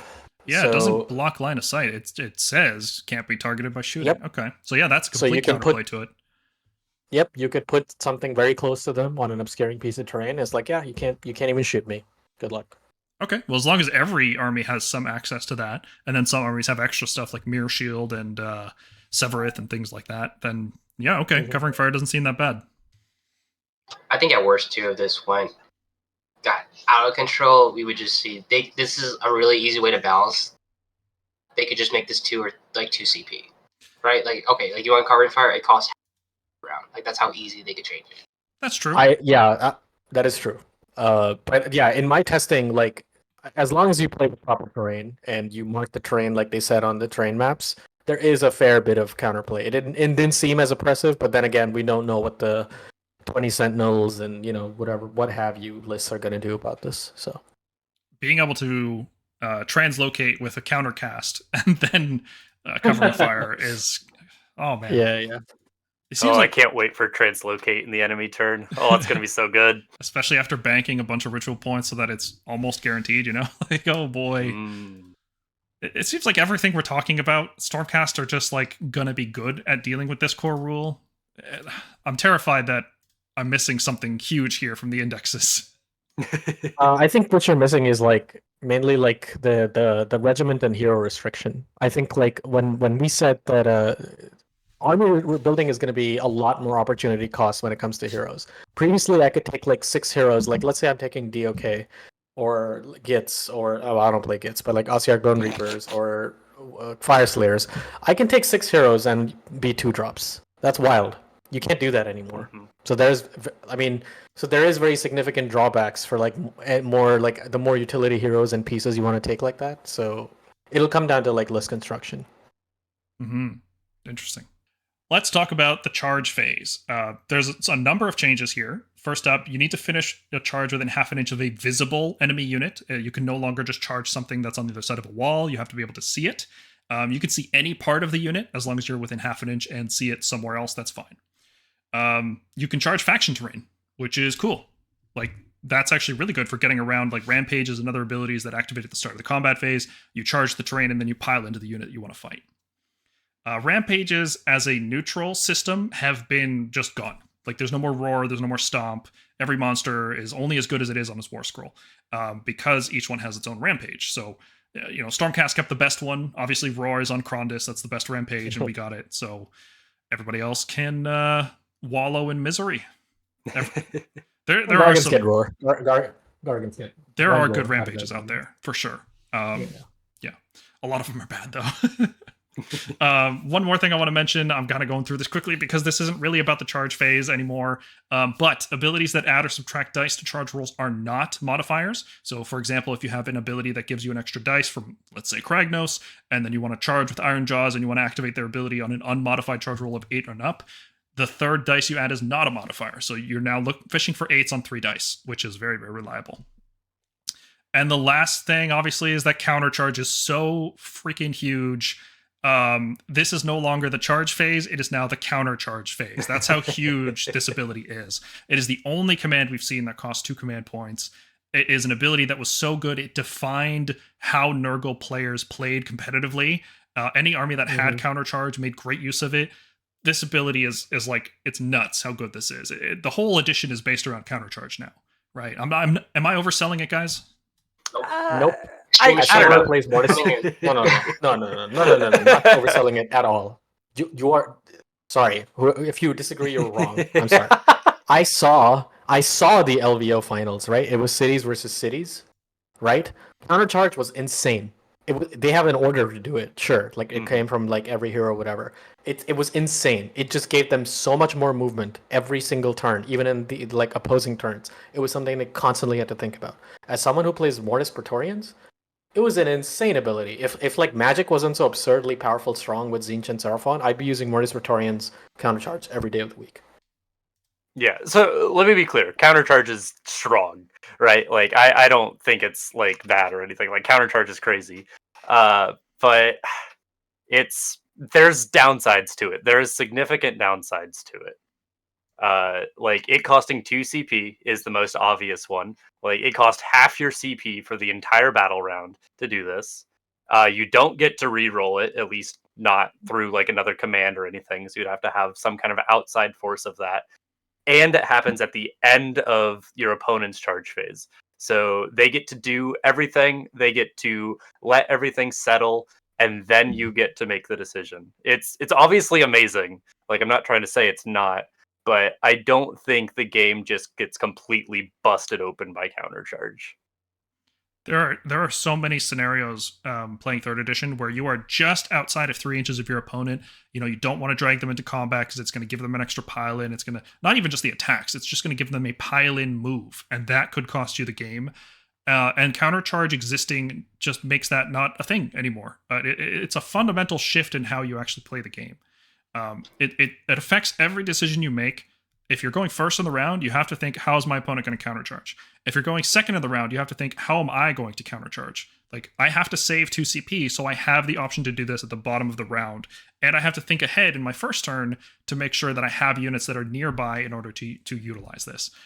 Especially if you're one of the lucky armies like Stormcast that get to strike first after countercharging. The whole game is now warped around this ability. Like, every decision you make has to think about your countercharge and the enemy countercharge. Yeah, it's like when you charge, you have to always think about, well, my opponent's got this and this unit near them. What if they use countercharge? Well, how do I maximize their distance for this countercharge? And even more tying into it are like all these like strike last and strike first abilities that people are getting, or like units are getting on their war scrolls based on what charges, what gets charged, etc. So you have to think about, what if happens if I do this and if they do that? Will that trigger a strike last? Will that trigger a strike first? Will that give my opponent an anti-charge buff? Will it give me a charge buff? Will it give them a charge buff? There's just so much going on, and it is definitely like one of the most powerful abilities. I think like there's so many armies, like especially armies like ogres that really just want to keep charging for their combat mortals, and play like a lot of single model units that just would love this ability. And having tested this a little and played a little Spearhead myself, it's like there are times where you're like, I cannot charge them directly on to this objective. I have to find a way to charge them to the side and then maybe try and pile on to the objective, because if I charge on the objective, it gives my opponent a 6-inch counter charge. And they have the CP for it. Man, it's a lot of thinking. Like you're gonna have to get used to this, thinking about this. You may not even have anything you want to counter charge. Like you might just hold 2 CP just to bluff your opponent, because like now they have to. There's so much. It might just change their entire movement, being like, oh, he might counter charge me. The whole time I might not want to counter charge. Oh yeah. I'm just bluffing you. Like there's so like I feel counter charge is literally what's gonna make or break like a 4-1 to a 5-0 player. Like I really feel this ability is gonna just do that, and especially how many units that might have some type of extremist chamber type of deal going on, because we haven't seen obviously everybody else's battle formations or everybody else's units. Like we don't even know what everything's inside our own extremist chamber thing, but like a counter charge into 3+ strike first, like that's huge. Like for I can't tell you how many times changes the game when it happens. Yeah, it's literally insane. I can't believe this ability is a thing. Yeah, it's like the DOK Daughters of Cain glass cannon. It's like, yeah, you can just rip them apart easily. Oh no, wait, you got charged by 5 Melusi and now you're striking last, and they're gonna, absolutely go into you with every one of the units before you go into them. That's crazy. Yeah, the best way to avoid countercharge is to charge your enemy first. Like that's weird. That's the counter to it. Yeah. As much as you don't want to tag it's vastly easier to get into combat. So because you're not restricted by ranges. So anything you pull into combat will likely fight with almost all of their strength. But ironically, like it might be wiser to do just that, so they don't countercharge and get extra movement off of you and don't get their charge bonuses or whatever. Yeah, I think the strike first, strike last, like implications with countercharge are huge because, like, yeah, if the Dracoths get first strike on their countercharge, like they just blow up whatever was trying to charge because they strike first. That's insane. And so the more abilities like that there are, the stronger countercharge is going to be. But I don't know, countercharge on its own is strong, right? Like I'm not trying to say it's not, but I think there's a lot of like counterplay to it. Like we were talking about, like if there's a big like scary countercharge unit, you just charge that unit. Like and you try and charge everything that your opponent can countercharge and set into pockets where it's not as crazy or where they have to roll high on the charge and they have a chance of just wasting half their CP for the turn. I think it makes like I'm trying to think of like some very niche scenarios, and I think like what is 25 millimeters to inches? Like, is it Less than It's one. just under one. It's just under one, and you have to always end charges within half, right? Yes. Mm-hmm. Yeah, I'm like thinking of like what this means in terms of like big models or like good counterchargers hiding behind thin 25 millimeter screens. It actually, believe it or not, in like from what little I've played, I could be dead wrong about this. It makes charge mortals a lot worse, actually. If you're an ogre player and you charge like I don't know, like a line of 25 millimeter zombies, and you kill like I don't know, eight or nine zombies with mortal wounds, you've just created a big hole for your opponent to just countercharge you and just like Well, absolutely wreck you. Yeah. Now, I don't know. You'd have to have a lot of units charging to do 8 mortal wounds, right? But yeah. Yeah, I'm saying like let's say they get 5 mortal wounds, 6 mortal wounds. They've just punched like a 5 model hole Yeah. for their opponent to countercharge them in. So it's weird. Another thing worth pointing out is I don't think we mentioned it yet, but all combat range is 3 inches now. So when you add in a 2d6 charge and then a 3-inch pile-in, and then 3-inch range, it's like if you guys have played against the Glotkin, you know just how ridiculously disruptive this is. And the Glotkin doesn't fly, and it has a huge base, so you can actually body it out of things. But now that every unit can do this, you're going to have stuff like 3 Reclusians or like 6 Prosecutors that countercharge with a 3d6, mind you. And then when they pile in, they jump over you and then hit something 3 inches, that way. Like, oh, the amount of permutations you have to think of because of this ability, it's so crazy. It's going to be exhausting. Mm-hmm. But it's like redeploy levels of thinking every time you have to do something. All that said, and I do think this ability will shape the first year of Age of Sigmar will be shaped by countercharge, but people will get used to it. Like people got used to redeploy, people got used to all the wacky stuff in 3rd edition, Blizzard and magical dominance and all these specific little skills. And I think mastering countercharge will be like one of those skills. And when players do that, and they can probably deny meaningful value from their opponents getting countercharge, then you're going to start seeing people dip into the other commands a lot more. That's when you're going to start seeing, people liberally using all-out attack and all-out defense and magical intervention and power through and all these things. But for the time being, 2 CP on countercharge should be the default every round. And also, you make your opponent's turn a lot easier if you don't account for it. Like if your opponent sees that, like, oh hey, my opponent does not have any CP left for countercharge, or they can't afford to, it makes their turn a hell of a lot easier, and it gives them, instead of being like in this defensive mindset, it allows them to be like super aggressive, and gives them more freedom across the board. Just something to keep in mind. If opponents are burning all out defense to survive our shooting, they're not going to get a countercharge off, which is huge, right? Like it makes shooting inherently more valuable because it burns command points in every, like more phases of the game, more commands get burned. And also in the charge phase, you can still spend a command point to reroll a charge. But now that countercharge exists and you want to spend 2 CP on that, like charges are going to be a lot less reliable because commands are at a premium now. I was gonna say, like, man, they should have just kept the Vexler at this same. Like you were saying, it would have actually been amazing.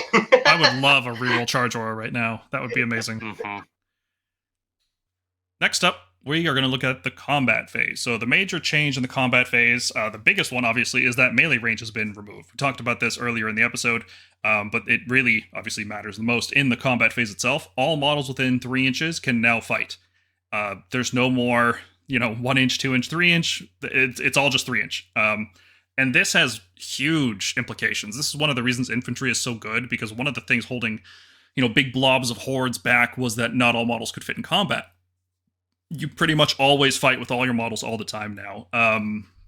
The biggest implication of this, of course, from like a top end play, is that doing a riposte maneuver is much riskier.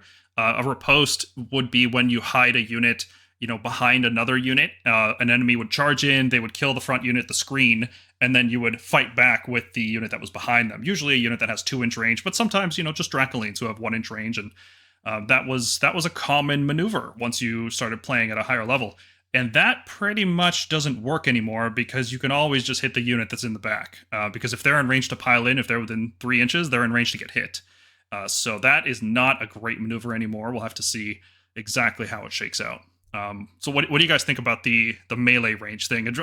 Off the heels of a discussion on countercharge, it seems like 3 inch combat range. I don't know if these two things were designed together or if they were just two different ideas that they decided to put in the edition together. Yeah, I think in general, I think it's a good change, but I definitely think it's going to change the way that the way that the game looks. I think we'll adapt to it fairly easily, but like you said, the hero behind a screen and then the hero swings or whatever, that is going to happen way less. And now I think your stuff's just going to be spaced even further back. But it'll make countercharge easier, because your stuff is going to try and be just outside of 3 a lot of times, I think. I don't know. I'm interested to see how this is actually going to change things, but I think it's just going to make things easier. I don't know if it's actually going to change things that drastically.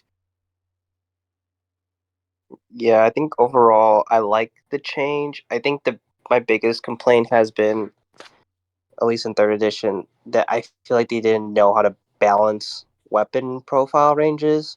So for example, like Herazai, right? He has 3 different profiles of 1 inch, 2 inch, and 3 inch on each of his attacks. It's like he's like a what, like a 50-foot dragon? What? How is he not? Why would he not have 3 inches across the board? So I'm not sure if they just didn't understand balancing perspective, or what the actual intent was originally for weapon ranges. So I think I'm happy with everything just being 3 inches, just to speed up the game at this point. Yeah, you're in combat, you can fight what's within 3. There's no argument for it. Mm-hmm. I had a ton of debates, let's call them, with people about how many models I have in range to attack. And measuring weapon ranges in combat when models are piled up against each other is really difficult. You have to hover a little 3 inch gauge on top, or a 2 inch, depending on your weapon range, and just kind of estimate a lot of times. And then there's always models that are 1.9 or 2.1 inches. And then, you have to argue with your opponent. And it's a terrible feeling, right? You don't want to have to argue, but at the same time, if you're making good plays and you're squeezing out every inch of the board, as you should, that's what the rules are encouraging you to do, then it's then it feels like your opponent might be not being gracious enough. I don't know, it just wasn't a good time, right? So I like that it's cleaning this up and everything's just 3 inches. It's gonna make the game a lot deadlier. Reinforced units are always going to be good. There's no downside to reinforcing a unit now, except for strategic purpose, dedicating more points into a single unit that might get focus fired. But I guess if everything's less lethal, that's less of a concern as well. There's no battle shock either. Is there really a downside to reinforcing anymore? One unit can't be in 2 places, which I think is fairly significant. But I think in general, reinforcing is strong. I think reinforcing was already very strong, and they've taken away even some of the weaknesses to it. But they've also, one of the reasons I think reinforcing was so strong was because of stuff like Mystic Shield. And so now that that's gone too, and all-out attack and all-out defense being less used, I don't know. I think reinforcing is still going to be the way to go in general. Another change with melee combat is now the attacking unit must have line of sight on the target unit. Now, interestingly, you don't have to have line of sight on the target model, right? Like just the unit itself. So as long as you can see one model in the unit anywhere, you can attack the whole unit even through a wall, which is that's probably a really niche case, but it is an interesting thing. Before, you didn't actually need line of sight for melee. You could punch each other through walls. That was just how the game worked. Since everything is an ability, in the combat phase, fight is also an ability, and it would be really weird if one opponent got to use all of their fight abilities first, and then the opponent got to use their fight. That would just, like, that's too much of a change. That would be, like, a completely new edition. You know, we called this 3.5. That would be a 4th edition for sure if everybody got to fight all at once. So how they got around this was they said, okay, at the start of the combat phase, everybody uses their non-fight ability. So if you have something like Crystal Touch from the Blood Sisters, shown here on the slides, which makes you strike last. Or if you have something like the old Sequitors, where they could activate their weapons or their shields at the start of the combat phase. You use all that stuff first, then you go into the fighting. And the fighting just goes back and forth like it used to before. So this is the only phase that has different timings. Every other phase, its active player uses everything, and then the opponent uses everything. This is the only time it's different. But it is actually the most... Despite the fact that you still go back and forth with fighting, there is a lot more strike first and strike last in 4th edition than there was in 3rd. It feels like almost every army has some way to do this. Some armies are better at it, some are worse, some are much worse. We saw in some of the faction previews. But the amount of strike first and strike last is really, really crazy.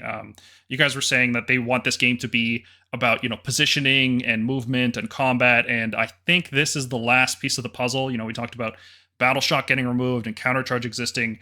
But if it was just if the game was just about countercharging and bashing blocks into each other, it wouldn't be that interesting. I think the amount of strike first and strike last is going to keep the game really interesting. Like, this is a big piece of the puzzle that you have to solve. Yeah, and I think the abilities activation is very interesting too, because correct me if I'm wrong, as it reads right now, if you are not in like, let's say Blood Sisters are outside of 3 inches at the start of combat, and then you pile into them with one of your fights, their Crystal Touch ability just doesn't activate, right? Yeah, they're basically like rampages were, right? Done at the end of the charge phase. If you don't start the combat phase within 3 inches of a unit, they're probably not going to use a combat phase ability on you. So how you charge ends up being very, very important, more important than it was last edition, because it's not just monsters that do this stuff anymore. Now it's like every unit has some kind of combat phase ability, it seems. Either strike first or strike last or something along those lines. Yeah, so that combined with countercharge, where if you don't pull the Blood Sisters in, they might just countercharge you and put you in an even worse spot, is going to make for a lot of really interesting decisions, I think. Like, do you pull them in with your, like, chaff unit and just get crystal touched, or do you not pull them in and then have them countercharge your hammer unit? I think it's going to make for some very interesting combat phases. Yeah, I think I'm agreeing with you, Paul. Like, that's one big thing I noticed is just the amount of strike first and strike last that each army has sprinkled in now is actually, like, significant. I'm not sure how much it's gonna matter, but since we don't know points, I'm not sure how much it matters, if that makes sense, right? Like, these units might just be really, really expensive. Yeah, so like shield, like, you know, we had shield annihilators. I mean, if you have 6, you have a good chance. If you have a reinforced unit of 6 shield annihilators, you have a pretty good chance again the making your opponent strike last. However, if that unit is 200 for 3, is that worth it at that point, right? Comparative, that unit was 130 points for 3. Like, it's a very big difference. Mm-hmm. So I'm not sure where the rule designers have pointed these abilities. So I'm assuming the abilities are a factor into the points. So I'm not sure like what that tax is. I'm very concerned about the amount of variance in the strike last, strike first abilities. There's a lot of dice rolls attached to these abilities, and they're very swingy. Like, when these things happen, you get to hit your opponent before they hit you. That's a huge shift in the game, right? And tying all this stuff to dice rolls, either 3-ups or fishing for 6s or 4-ups, or like Is the game getting too random? Are they taking too much out of player control? I think it's too early to say for that. I don't know. I don't like the strike first, strike last stuff being related to die rolls because, like you said, it is so strong and so crazy. But there's a lot we still don't know, mainly points, and like just how these. Yeah, I mean it's just points and how good these units are actually going to be. If the whole game revolves on, oh, I countercharged and hit the 3-up strike first on my fulminators or whatever, then that's really gonna suck. But Wait, hang on. You said you don't like it being on dice rolls? I don't know. I think it should be on dice rolls. I think the effect is really, really strong, and that's why it should be on dice rolls. You And don't think it you should should just be know how like to a once navigate per that game? risk. No, I wouldn't do once per game. I think once per game guaranteed is really, really strong. Like if I could do that, like I can safely rest in like the Fire Slayer's once per game is really, really strong. But for that battle round, or I don't know how long the runes last. I don't know if it's battle round or turn. But for that turn, the Fire Slayers are basically saying, yeah, you can't charge me at all.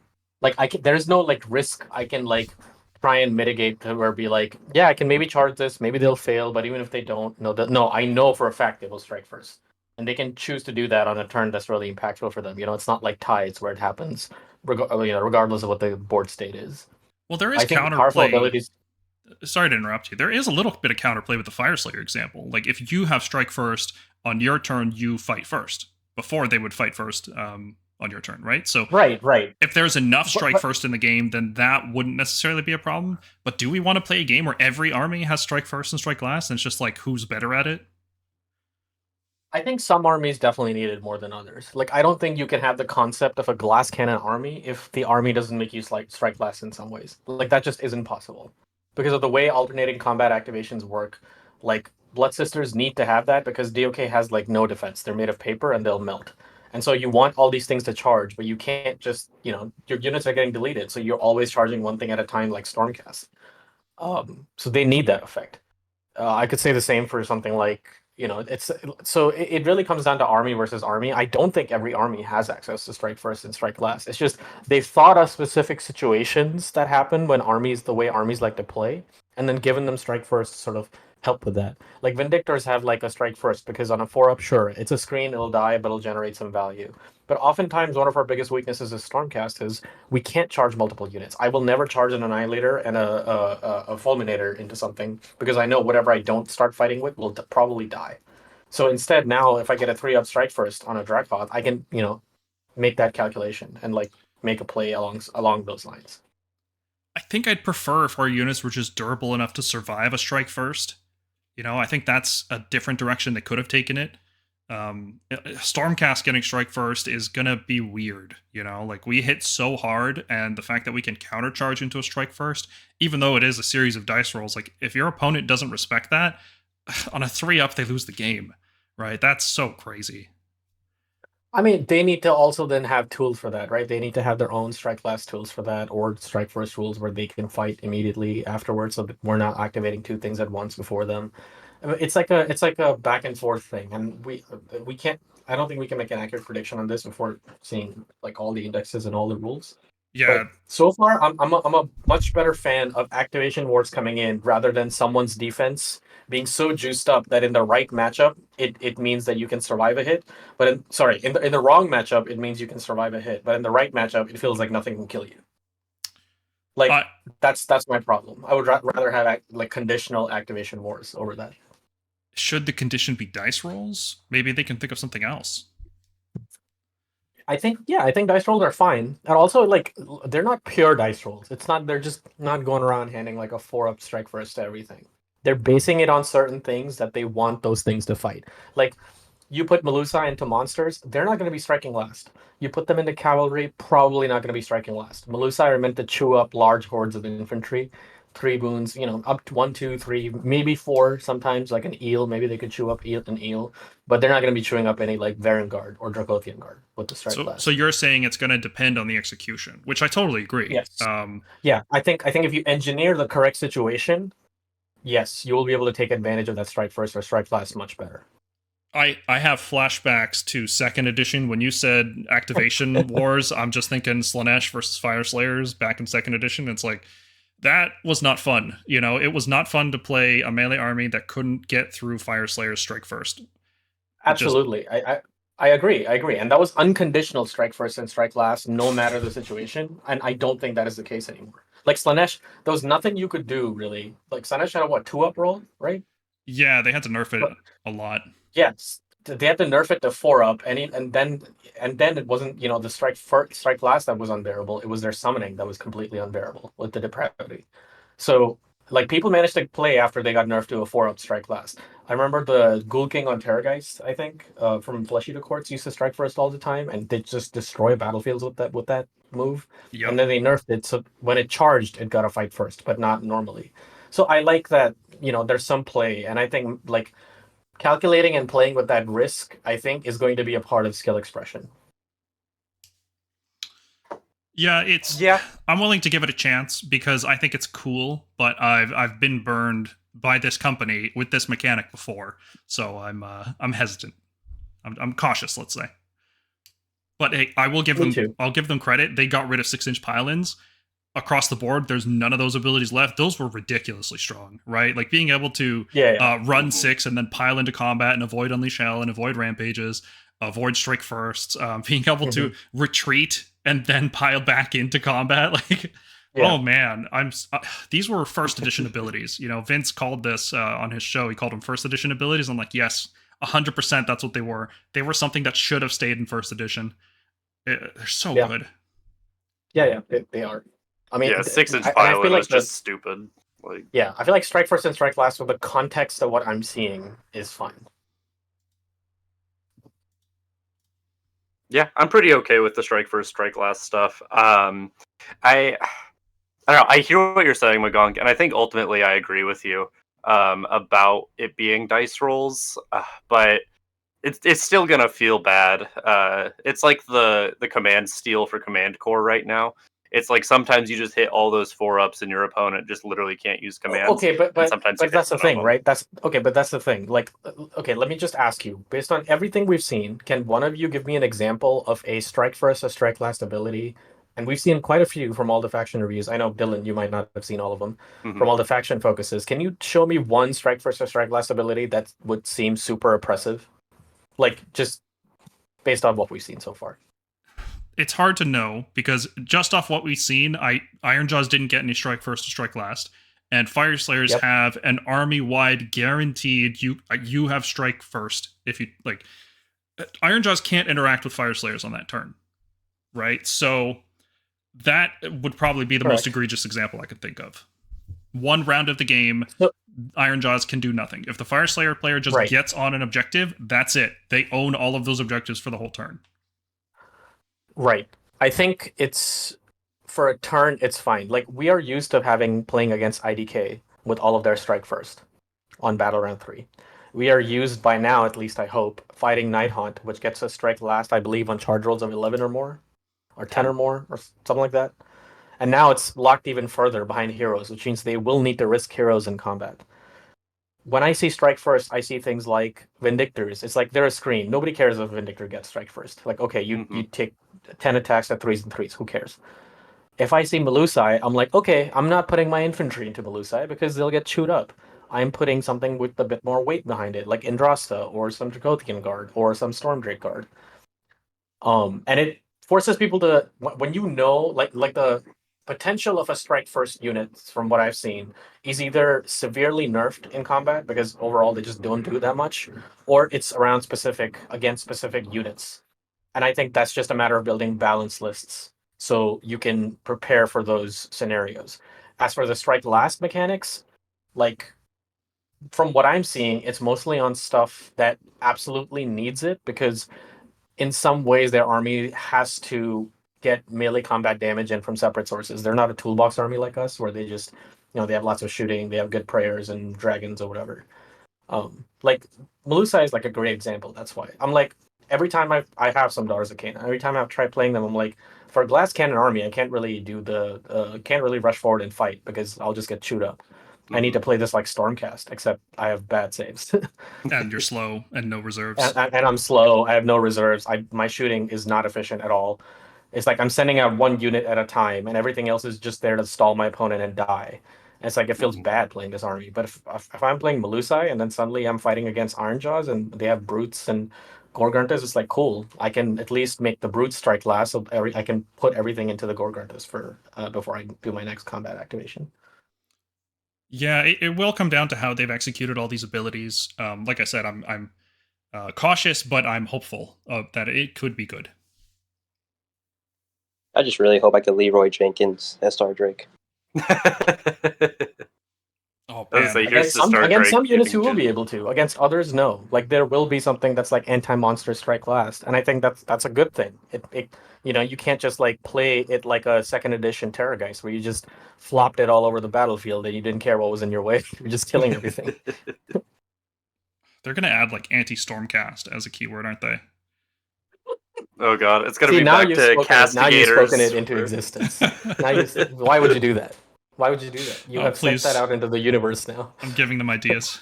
Like the castigators, freaking just like screw Night Haunt Racist in against ghosts particular. and demons. Yeah. Yeah. It's like we hate Night Haunt so much. All right, moving on. That was a good discussion. Let's talk about the pylon move because it is ever so slightly different, but it's different in such a significant way. Like the change is so little, but it matters so much. So the pylon move now it matters if you're in combat or not in combat when you make a pylon move. And there are times where you will make a pylon move when you're not in combat. For example, if you charge 2 units, one of the units that you charged with wipes out the thing that you were in combat with. Now you have a unit that's not in combat with anything, but it can still make a pylon because it made a charge move. So this happens all the time in the game. If you're in combat, you have to pick a target unit, and you have to finish your move at least as close to that unit as you started. So that's pretty regular. That's the normal part. What changed is that you have to finish combat with every unit that you started your pylon move with, which means you can no longer leave a combat if you're very skilled at the game and you find the right angle to charge at. You just can't leave any combat ever. The only way to leave combats is to die or retreat, in which case you take D3 mortal damage and probably die. Important to note as well that pylons in 3rd edition are model to unit, and in 4th edition it's unit to unit. So like if you have a unit that's strung out between 2 enemy units, you pick which enemy unit you want every single model in your unit to move towards. Yes, you still can't leave combat when you do that, though. So it can create some awkward scenarios. Now, if you're not in combat when you start your pylon move, like I described earlier, you can actually move in any direction. You can charge in and then move 3 inches back if you wanted to, which is really cool. I don't know exactly what the implications of this are going to be, but the fact that you don't have to pile in towards the nearest enemy anymore, that is very interesting to me, because that happened all the time. Mm-hmm. Yeah, I really like that change because it was always awkward when it's like, okay, I killed the thing here. The closest enemy unit's like 18 inches away or something. I guess I'll go that way because I have to. Or circle around it. Yeah. 18-inch radius. Another thing we noticed in the rules is that ward rolls are no longer optional. You have to make ward rolls.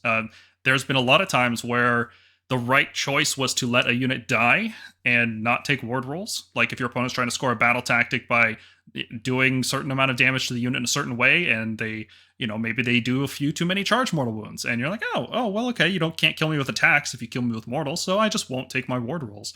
But that's not the case anymore. You have to take wards now. This is pretty minor overall, but it's good that they clarified this. Yeah, good change. As somebody who has done the optional ward thing several times, and I don't know, it was like a kind of a fun thing to do, but it always felt like I was abusing the rule set anytime I did it. So I'm glad that it's just you have to do them now. Mm-hmm. And we talked about the timing of fight abilities and how important it is to finish a charge in the right spot. So let's talk about the fact that units have to remain in cohesion when you remove any models. I think we mentioned earlier that this was like the last way to have a unit out of cohesion. besides like every time you move. But now the fact that you can't pull models in the middle of your unit and split it across and then pull the models at the end in the battle shock phase, this is one of those little tricks that advanced players like to do, is maximize every single model that's slain, get the most out of every square inch of the board. This makes the game simpler. There's less to think about. You don't have to think, oh, what happens if my opponent pulls this model? Am I out of combat now? That could still happen, but it's a lot rarer because they can't pull just any model. They have to be around the edges because the unit has to stay in cohesion. Yeah, good change. It always was awkward when it's like, oh, I'm pulling this, my unit's like mega out of coherency, but I don't actually care until later. It's like, why did I not care until the end of the turn? So now we just care always, which is good. The theme for combat phase is cleanup, and I really appreciate that. Mm-hmm.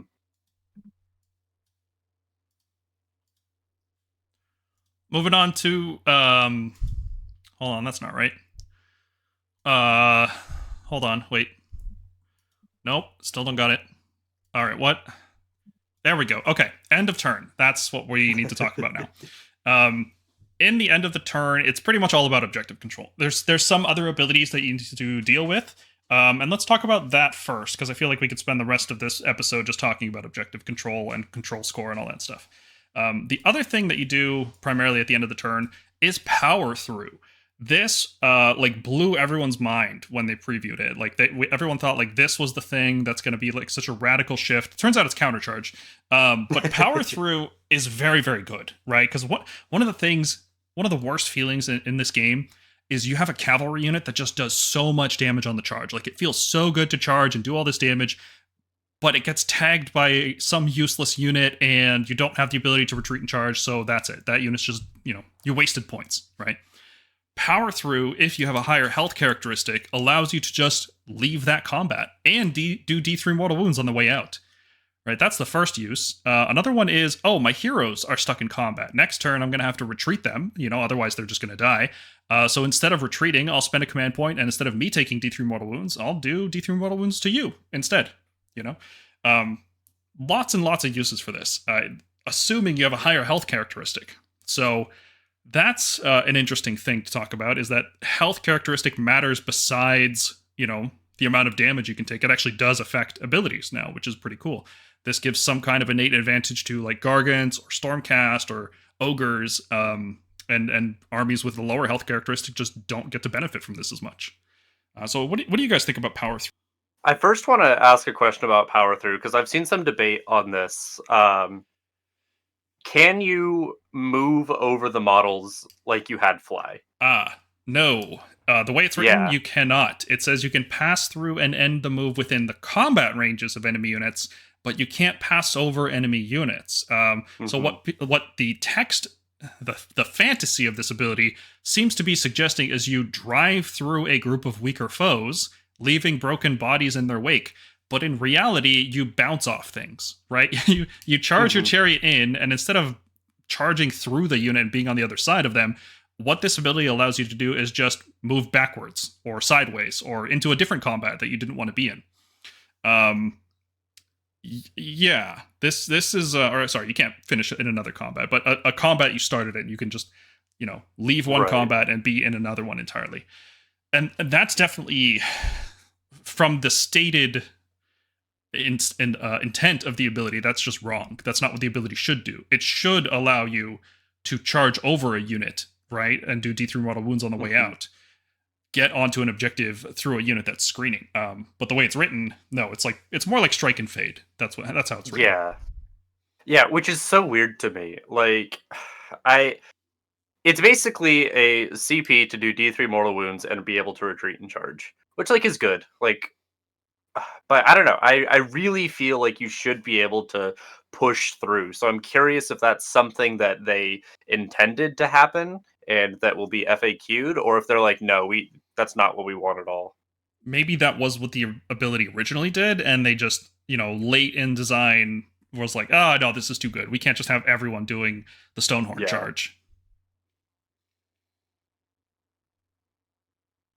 I was thinking also with an ability like this, I think it really helps out units like Fulminators. I know for this whole last edition, we were talking about like, oh, we like even Dracolians way more because they just riposte better. So like, so by charges, you're getting about roughly the same amount of damage as two fulminators were charging.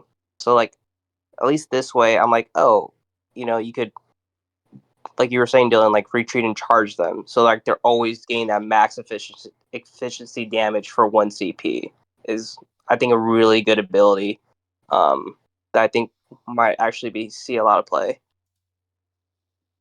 So sometimes you just need D3 mortal wounds to finish off a unit, right? Mm-hmm. Sometimes they have 1 or 2 wounds left, and it's worth it to try to gamble and try to destroy them. 1 CP at the very end of a round, like if you have one floating for some reason, you're probably going to find some way to use this. It's one of the better commands. I'd say it's like top 4, along with like magical intervention, countercharge, and redeploy. Not in that order necessarily, but this one is definitely one of the better ones. Yeah, very good. And there's a lot of, my whole spiel about redeploy also goes here. Like, movement wins you games, and being able to just take an extra move is so strong. Like, in our current season, imagine if, like, you could throw something into range of, like, an enemy wizard that has Blizzard, kill whatever the thing is there, and then move out of the Blizzard range. Like, that's huge. Yeah, flying 12-inch move units are going to be really gross with this, especially like 9 health models. which unit am I thinking of? I don't know. I don't know. Gun haulers. Yeah, it seems very good. Okay, so power through aside, let's talk about objective control. And we kind of touched on this earlier. It seems like the bravery mechanic turning into control wasn't just random. It seems like they really want leadership, willpower, psychology. All of these things are based on control of objectives. So the Nighthawk preview, for example, showed us that Olander has a -3 control aura for enemy units while they're within 12. We've seen units with the beast keyword that have a max control of 1. So squigs are beasts, which means you can have 20 squigs, but it doesn't matter. They count as 1 model on an objective, no matter how many are standing on it. There's a lot of things that affect control. We should clarify at this point the difference between control characteristic and control score. Characteristic is what's written on the war scroll. If you have a unit of 5 liberators, they have 1 control each for a total score of 5.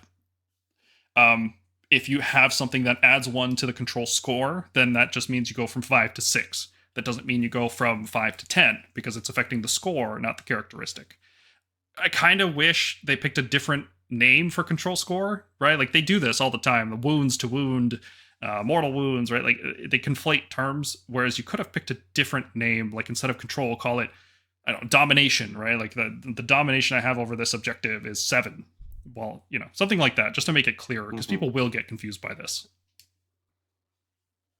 Yeah, I was gonna say, really the only issue I have is the nomenclature for it, because like I think the people who are like aware of it now, like as soon as they realize that it was a thing, they're like, oh, okay, easy click. But like all the new players coming into the game, like they're gonna be like, hey, my liberator unit counts as 20 on this objective, and I'll be like, no, sorry, chief, that would be cool, but no. Especially 40k players, because over there things modify the objective characteristic. So when they read that in AOS, they might think it does the same thing, but it doesn't. Yep. Also worth noting, control score can't be reduced to less than 1. It can also have a max of 1, like with Beast, but you can't reduce a control score to 0. Every model always counts as at least 1. Or not model, sorry. Every unit counts as at least 1 control. And units with a standard bearer, so for example, Vindictors, they have the standard bearer keyword. In this current season, they have +1 control score. Yay. How do you guys feel about the standardized command thing? Like champions give +1 attack, musicians give +1 rally dice, and standard bearers give +1 control score. Like, doesn't that kill a lot of flavor with each individual unit that they all have the same rule? I would much rather them kill flavor than them not being able to come up with flavor. Remember what the Soulblight banners do? They reroll ward rolls of 1. Yeah, I was gonna say, I think about Soulblight banners and like Chaos Knights drummers or whatever, and I'm like, yeah, I think we can do without that. Like if they really want that ability to be on the War Scroll, just give it to them as a passive. Don't make it this random thing that's like, we need this to do something. Let's do it through this. Also, it's really stupid because banners in a lot of armies will do different things, and it's like you're constantly checking to see what does my banner do. It's like, does my banner give me +1 to charge? Did I forget about that? Does my banner make me reroll board rolls of 1? Does my banner make me only run and charge, or does my banner make me retreat and charge and give me pluses to bravery? It just stops that checking. Just make it standard across all armies. You're not slowing the game down. You're not making it more confusing. You don't have to keep checking war scrolls. I think it's fine. Making banners and musicians less impactful is also very good for armies that don't have banners and musicians in most of their units, like Stormcast or Gargants or things like that. It was kind of annoying that by the end of 3rd edition, there were so many armies that just got +1 run in charge on all their units that had musicians and banners, and then some armies just didn't get those bonuses. It's like, okay, cool, I guess. Yeah, and it also made like bravery really stupid. Like Khorne is about as brave as Stormcast is, but because they have banners and we don't, their bravery just goes up to 8. And it's just like, oh cool. Like, really? Okay. It was just annoying. It was just like it's like cool. Just definitely. it's just and it takes the pressure off of like previously if a banner had this really impactful buff, like I think Witch Elves is a good example of this. I think that either the Witch Elf banner or the Hornblower lets them run and charge, right? There's so much power in that single model that it puts you a lot of pressure on you to not remove that model or like and taking that pressure off, in my opinion, is a good thing. It also makes model killing abilities, I guess, less impactful. Previously, like if you killed like a Mortec guard captain with like a model killing ability, they could not shield wall. And it's like, come on now, like this is so stupid. I guess flavor-wise, I do like that banners add to your control score, like we were talking a little bit about yesterday. So I guess there is some flavor they're adding in to that. But I agree with McGonk that like I'd rather just have everything be standard. It's really just it's a balancing nightmare trying to make everything too different. Like I think they went with the right direction with musicians and banners and champions and all that. Well, it's interesting that they left this as a module that they could swap out at any time. Obviously, that implies that they plan on swapping it out. So maybe next year in the new GHB, they'll add a new module here, and instead of +1 rally dice, maybe we'll get +1 charge or +1 run or something like that, or something totally more creative than just a +1 to a dice roll. Yeah, the whole module thing is interesting. I will believe that it matters when I see that it matters, because like right now, like so much of the modules are like split out. Like magic is a module, right? Like I don't think they're going to be making any major changes to magic in the middle of the edition, but Really? maybe they will. After we just went through the primal dice season, you don't think they're going to do that again? They very easily could. I don't think they would modify the module, but I guess maybe they will. Maybe they will. Oh, they totally I will see that. I will say think you will see like a GHB where it says replace the magic module of your GHB with this module instead. It's for them to try out new and interesting things without messing up the base game, essentially. Oh, guys, we can make our own modules. Yeah. Yes. Make prayers 2d6. That's the only change. Yes. I make a module. Translocation auto goes off. Don't have to roll for it. Yeah, it seems like the way all these like abilities I think the reason everything's like an ability and everything is written the way it is, it seems like they're leaving the door open that like anything could just be like changed at like by the next update. Like like we were saying yesterday, if counter charge is too powerful, you bump it up 1 CP, right? If power through is too powerful, you just bump it up 1 CP. If some random ability just happens to be too busted, you could just quickly rewrite it. Like it seems like it really seems like they're trying to cover their tracks as much as they can if they need to. And I think that's gonna be beneficial for us in the long run. I really hope we don't get any significant changes for a while. I want to see where the dust settles. How long did 40k 10th edition go before they had to errata the core rules because of devastating weapons? Was it like 3 months? 4, close to 4.5, but yeah. Yeah, that's shameful. Like, I really hope we don't Yeah, have an edition so bad. No, we the, need to the do minute they that. released the indexes, it was awful. It was like for the first like solid months, it was if you looked at all the tournament stats, it was Eldar, Eldar, Eldar, like top three. Gross. What's Yeah. going to be the Eldar 4th edition? Stormkeep. Gargants probably. Lots of people are figuring stuff out, and when people are trying to figure stuff out, Gargants is like the dumbest and easiest way to play the game. Don't take it too seriously and go smash your people's faces with it. And remember, they can hide behind trees. That's true. Yeah, actually, for that reason, I would say Slaves to Darkness is also a good contender because they have like great buffs, and they play very straightforward. It's like the beginner army, and it's really good at it. So I don't think they're going to be Eldar levels of good. No way. It's going to be Seraphon again, like it always is. oh well, it comes down to points, but it could very well be Seraphon. But Seraphon is like generally like a very high skill army in AOS, and so it even though it is oppressive, it doesn't seem very oppressive. Eldar is like one of those things where it's like the only people who play it in numbers, great numbers, are the high skill people, and Eldar specifically has mechanics that break the core loop of 40k, which is that it's a you go, I go trading game. They have mechanics that specifically get around that trading aspect of the you go, I go, and so they always tend to be at top because they have some of the best movement in the game. And then on top of that, for some reason, they decided to give them devastating wounds on everything. When I say everything, I mean damn near everything. And it's like, oh, and then after on top of that, they gave them Tzeentch cheat dice. I was gonna say, it's like fate cool. Dice. It's like cool. I'm just gonna here is my 6 damage weapon that's devastating wounds, 18 mortal wounds. There you go. All right, and that will close out this episode. Hopefully, 4th edition is better than 10th edition 40k. That's a very low bar, but they don't have Matt Rose. They don't have Matt Rose working for them, so I think it will be. Yes, we should have a little shrine to Matt Rose on the server. Yeah. The bar right now is like 6 feet on the ground. So anything above that, we're doing well. We're doing good. You guys see that episode of South Park where they have James Cameron raise the bar, and it's like, I remember that one. it's like that's how bad things seem for 40k right now. Like it's such a bad state. I feel bad for 40k players. But hey, maybe they'll come play Age of Sigmar this summer. I was gonna say. Well, I don't know. The new 40K data is a slate was choice. pretty nice. The new data slate, it was like almost its edition 10.5. It was a complete rewrite. I've never seen such a large scale rewrite of an edition. Smack dab in the middle of an edition. Have y'all played against 40k tournament players? Like, just like I like our AOS community. Yeah. Maybe we'll just get the chill ones.